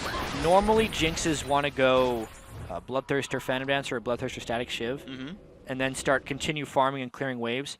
But Sunny is so paranoid that he's fallen behind in this game that he's trying to finish Last Whisper right now. Yeah. Because otherwise he doesn't feel like he can do damage. But the problem with that is he won't do that much damage without attack speed on someone like Jinx, who is so auto-attack behind. It's true. It was basically like on his second back where he died again, he just picked up a pickaxe because he needed items. Yeah. And so he's like, well, I've already got pickaxe. It's only like 1400 for a Last Whisper. And basically said, screw it. That missed. It did. That one too. Good dodging by NIP. Little bit of panic coming from Tick Jerk and Duck. That's the second, I'd say, pretty big misplay by Bonaparte in the last minute. First, he was using his exhaust on the 0-0's Renekton. When there was no threat of dying, it's almost like he was just trying to slow him down. But he's Leona with a bunch of crowd control. And now he's burned his ultimate, which means there's no realistic way for them to threaten Dragon. And NIP gets it again. Amen's going to be left to pick up some of that. Mickey going to grab XP nearby. 0-0 still putting pressure in this top lane. He is not leaving. 229 minions. He's pulling attention, and nothing's happening because of it. Instead, actually, it's Phantom Joe who's used to split against Nuke Duck on the bottom side. Well, I suppose they want him against Zed because they feel like everyone else would die. It's true. 0-0. I wonder if he can get out of this one. Thresh is going to try and get to him with the lantern. Let's see what moves he can pull. We'll see. Does he have another dash? He does, and a lantern. Wow, getting a second dash. That was nice. That was nice. Really well done. He was probably feeling so smug after that move, too. Yeah, I would. And then you looked away, and I was Yeah, not I was like, expecting hey, that he's to out. happen. Normally, I'd see the ultimate fly out first. Oh, poor Zoro0, and he had no armor to deal with that either, which is one of the reasons it executed them. I'm sure that was very close to the break point of Jinxalt finishing him or not. Oh, yeah. But they caught him. You know, good thing you started building towards Last Whisper. That 35 AD is what it took. You're absolutely right. If Probably he would have had was. his heal, I don't think it would have died. Probably was. Getting back in the game on Man. defense. Oh, there we go. Snow sweeping away some of these little Wraith guys. Nightmare's going to help clear the rest of them out as well. See where people go. I'm going to put another ward down. Like, right now, NAP are trying to control the top side of the jungle. But outside of, like, doing cool things in laning and, like, taking dragons, I haven't seen them do a lot here. Like, they've been at, like, 4-3 or 4-2 for a while, and, like, they've been pushing lanes, but yeah, turrets haven't fallen for a long time, and they're just getting dragons. What's his game plan here? Shadows. Yeah, I guess so. Fight in the jungle as well. I'll get your point. Ooh, Lantern gets away. Slow comes out. Sunny's not in a good spot. Goes down. Bit overextended there. Ziggs doesn't help much either. Absolutely. It was almost like the Lantern being out was a feint, making Sunny think he could go aggressive because all NMP was doing was going to retreat, but they kind of turned it around on him because he tried to chase too far. To get back to your point of NIP, though, and how they don't really seem like they're doing much. 3 of these players are from Lemon Dogs. Yeah. Or wait, 2, 3? Nuke Duck, Zoro0, Nuke Duck, and Mithy. Yeah. 3 of these players are from Lemon Dogs, who last season, despite being very successful in the standings in Europe, weren't a team that initiated a lot of action. They were one of these slower playing teams that generally waited for the enemy to put themselves in a bad position and then would just kind of win slowly or win late game team fights because they outfarmed you. That's what they're doing right here for Tick and Duck. Yeah. I think they're just continuing to split push their waves. Whenever Tick and Duck makes a move, NIP will capitalize, or when it's like 30 or 40 minutes into the game, they're going to make one decisive move that is well thought out and had a lot of time behind it, and then they're going to go. I think that's just kind of what you expect from the NIP team. Okay. Well, what they're looking for right here with 4 sweepers is maybe a bit of a Baron play. They could, yeah. That would be a later game move. They have been... Zoro0 has been exploring that jungle for quite a while. Yeah. Trying to clear things out. They'd have to get a bit more in there. It's very hard to push against Ziggs, and he's been setting up shop in the mid lane. Once they get the mid turret down, I think NIP will have a better chance of clearing out the wards in that jungle. Well, another attempt here by Nuke Duck that does take down Phantom Joe. So that push has finally started to work, and that was with a Randwin's done, I think. Then we got the jump on the top side as well. Sunny not in the best spot. Ulti comes across, doing some damage to Zoro0. No. 1 shot to go, takes him out. Bonaparte getting the kill credit, and Sunny barely lived. Wow, right there, Zoro0's got to feel so unlucky in that case. He was trying to solo Sunny, just missed. I think Bonaparte made a very nice move there, keeping him alive. And that will delay NIP's inevitable pushing a little bit longer, because once Mithy ran up there, they lost pressure in the mid lane. It means their mid lane pushes longer, which means mid lane doesn't die. And Snow can maintain control of that mid turret for longer. Good play so far by these guys. They're barely sticking in it, I'd have to say. They lost their lane so badly, especially the bottom lane. Ooh, mid lane's getting close to dying, though. It's taking damage slowly over time. If Snow's ever not right there to sweep the waves away, they're not going to get themselves in. It seems like they're not finding ways around this at the very least. I know you said they normally play slowly, but they're certainly, like, with this kind of a lead, I feel like they'd be able to take turrets. They finally get another one. They brute force it down. 8,000 gold, actually. That's a pretty sizable margin. It's getting bigger and bigger, and especially since Zoro0 is the only one dying, he's not giving much gold back. Obviously, the bounty system has been changed a little bit, so when you die, gaining minions will slowly increase your bounty. But it's not to an absurd margin. He's worth less than 300 gold when they kill him, and he's not giving that much back to Tick, Trick, and Duck. I guess about, what, 10 minion waves for a death, roughly. Yeah, it's every 100... Every 1,000 gold is a death. From minions specifically. You're right. Waves are about 100 gold apiece. Ooh, waves are a bit more than 100 gold, I think. At this point in the game. At this point, yeah. Yeah. Especially with cannons. Zoro0 locked up here. A lot of CC burned on him. Can he get away? Does not have flash. Pops the ulti. Still taking damage. He is up soon and gets knocked around. Nice play. The Ziggs knock right there, stopping getting to the Lantern. That happened again. Cleaver Last Whisper, I believe it. Yeah. The first kill, by the way, was right after he picked up his Last Whisper. And since that point, Phantom Joe hasn't been able to deal. And unless Tick, Trick, and Duck solves that problem, they're not going to win at all, I think. Seems unlikely. 8,000 gold still separating. NIP finally now in control of their opponent's blue buff. Dragon up in 10 seconds as well. It's going to be Nuke Duck on a blue buff. He's been chilling on the right-hand side lane for the last like 10 minutes or so. 4-0-0. So Nuke Duck, you know, we said he didn't have too much impact when he played LeBlanc. Yeah.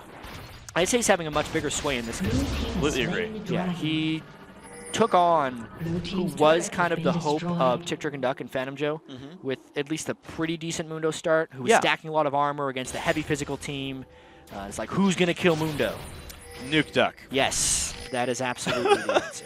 And you Because know he got Mundo, so far. I feel like if he would have fallen behind, that wouldn't have happened. So, Sword of the Divine. Yes. For Nuke Duck. We were talking about this earlier. We were. Yes. We'll make sure there's not a huge fight that's about to happen, and then we'll explain it. So first off, one of the big reasons Blade of the Ruin King is so popular on Zed is during his death mark, all the damage he does, 50% of that will then trigger at the end of it. Blade of the Ruin King active helps with that, but also the fact that Blade of the Ruin King does percent current health. Since using that when they're near the top of their health, you're doing more damage, which is then added into the back end of your kill, and that happens as well. So why not just have a bunch of active items that can be front-loaded so the end of your burst is larger? Yeah. Sword of the Divine, fun apart. He's fine. Don't worry about it. Rocket's coming through. NIP running away. Stun on a Nightmare. I still don't know if they want this fight. Lantern comes through. Culling's going to back him off. Red buff's still up, though. NIP. Yeah. They're still trying for it. Oh, Phantom Joe. Sword of the crit. Divine. 1, 2, 3. And yeah, he didn't even need the death mark. No. Fight on the other side of the map, I don't think it's happening. I thought it was for a second. Nightmare got red buff, though. All right. Amin had Smite was around-ish. I don't know if he was in range, We though. didn't get to finish our Zed story. Yeah. You use the Sword of the Divine, so you're critting during your death mark, which I guess was a fairly straightforward conclusion. But that's why. Yeah. If he wanted to add another super offensive item and be like no defense, which he probably doesn't need since he can kill Mundo, it would be a Ravenous Hydra, because you could use that active during the ultimate as well. But But played into the box wall, so he is slowed down. Rocket's not quite going to land. Ignite's still taken away. Jump in from Freeze, gets the kill. Nightmare's still in an okay shape. Oh, nice one right there. Locks him up, doesn't matter too much to jump in, though. Now, on to 0-0. Looks for Snow. Can he get the kill? Not quite. Knocked back into turret range, but he's a tanky man. Filet now going to land onto Sunny. More damage from Freeze. Cocooned as well. 1, 2, gets him. Knocked around. Doesn't get a lantern. They don't care though. Nuke Duck looking for the damage. Finds the kill. Another man goes down. NIP really turning it on. yeah, the game just got ripped wide open. I think once Nuke Duck just realized that he could kill Mundo whenever he wanted, the third time he did that, he then started collapsing down. Tick, Trick, and Duck started to panic a little bit. They started to try and look for fights, and NIP is just so much stronger at this point. Mithy was landing all of his death sentences. It continued the chase for NIP, and that was kind of their move that we talked about, where they farm for a little while, then later in the game, around 30 or 40 minutes, don't die to this. He got it. Wow. He just stayed and was like, I'll lifesteal tank it, dog. Yeah, that was close. Yeah. I think the only thing he could have done there is continue auto attack. Like, if he runs away, there's a chance he still gets hit by the bomb and dies because he hasn't life stolen, and he'd lose the blue. But if he stays and hits, he'll life steal enough that the ultimate from Ziggs won't kill him. Yeah, I'm pretty sure. But the center of the Ziggs ult does do more damage. He didn't kite backwards, did he? No, he landed right in the middle of it. I think the ring is 80%. The outside ring is 80%. You're So right, it's outside not ring is 80%. that much of a loss. Whatever. It worked out. Nuke Duck planned it. 5-0-1. And he built a Sight Stone. What? All right. Yeah. He wants to split push some more. It's a little bit of health. Yeah. As well. That 180. is... I think that's more of an item to show off, but it will have its own functional uses. Since all he is doing is split pushing, it will give the team additional warding. Yeah, the thing is he's ahead. And he also wants to be able to sweep as well, so... I don't think damage helps him anymore. No, he's killing him. He already kills regardless. Mundo. Yeah, I would have kind of expected a Guardian Angel to be the last time on Zed. That's the typical thing. But I think he is so not afraid of dying to anything right now that the little bit of health is enough defense, and the wards in themselves will be defense since he will avoid getting ganged up upon. Yeah, I see it. I think it'll work out. Yeah. Well, I see it too. Staring me right in the face. Nightmare does have a Renwood's Omen here, so the tankiness via the armor is still coming in through. Snow did get a fairly early Zhonya's, only died once so far in this game. That was one mid lane gank a while ago. So these guys backing off again. The jungle trying to be controlled here by NIP. They've got I don't believe they've actually bought any trinket upgrades, just the baseline tier 2 sweeping trinkets so far. Ooh. You know what's cute? What? The fact that Freeze went full Infinity Edge afterwards and didn't bother with the Last Whisper, because I think they're safe just saying they have the armor shred from Nuke Duck's Black Cleaver. And therefore, a lot of the stuff is hitting harder. They got to worry about a potential steal here. I think it's the only way TTD gets back in the game. And they've got to try for it. Zig spamming away. NIP, they are staying in the Baron pit. They're mostly going for this one. There's one ward left, and then that gets swept out. There's going to be a jump in here, actually, from Zero. Sunny taking a bunch of pain, goes down. Bonaparte jumped on as well. Another kill picked up. Nightmare now in the front lines. Can they find more? Nuke Duck looks for Snow in the back line. Has crits available. One. Jump now back on the other side. Dominating. It's going to be another kill going down. Nightmare has nowhere to go, and Nuke Duck gonna pick up a double kill. Phantom Joe left alive. Not much longer. Ace for NIP, 16-5. Nuke Duck didn't even bother using his ultimate in that fight. He just started hitting people because he has so many items. Completely destroyed them. NIP is way ahead. This is the last push for you. There you go. Another inhibitor gonna be the target right now. NIP taking the top lane now. I wouldn't be surprised to see a surrender because 20 seconds to go until most of the team comes up. And there it is. 34 minutes, 50 seconds. Ninjas in pajamas. One game away from the Challenger Finals. 17,000 gold. I think if we were to look at the Challenger Series before it started, you would have said NIP is the favorites going in. Yeah. When they did start playing their games, though, you would have thought otherwise because they had a very slow start to this Challenger Series. Yeah. Ever since they lost that first game to SK Gaming Prime in the last round, they've been unstoppable. Yeah, and it was so weird to look at them because you're like, okay, well, they're getting outplayed, they're losing some of their lanes, their decision-making is a little bit awkward, and then they, like, stomp game 2 and 3. And this one was like they got very far ahead just from lane. You could tell their individual skill. 3 of their players in Challenger solo queue right now. NIP going at it, right? They know they got dropped out, and they've dedicated themselves, playing a lot of League, right? Playing together as a team. They've even been playing rank 5s. In case they don't make it here, they'll make it to the second series. NIP dedicating themselves to making this, and we're seeing it pay off. Yeah, we're absolutely seeing the results. I mean, Nuke Duck in particular, that was an incredibly impressive Zed. Yeah. He picked it late. You do see Zed fairly frequently against Ziggs, so that's not too big of a surprise matchup. I thought he was going to have a bit more trouble killing Mundo in the late game. Nope. But absolutely not.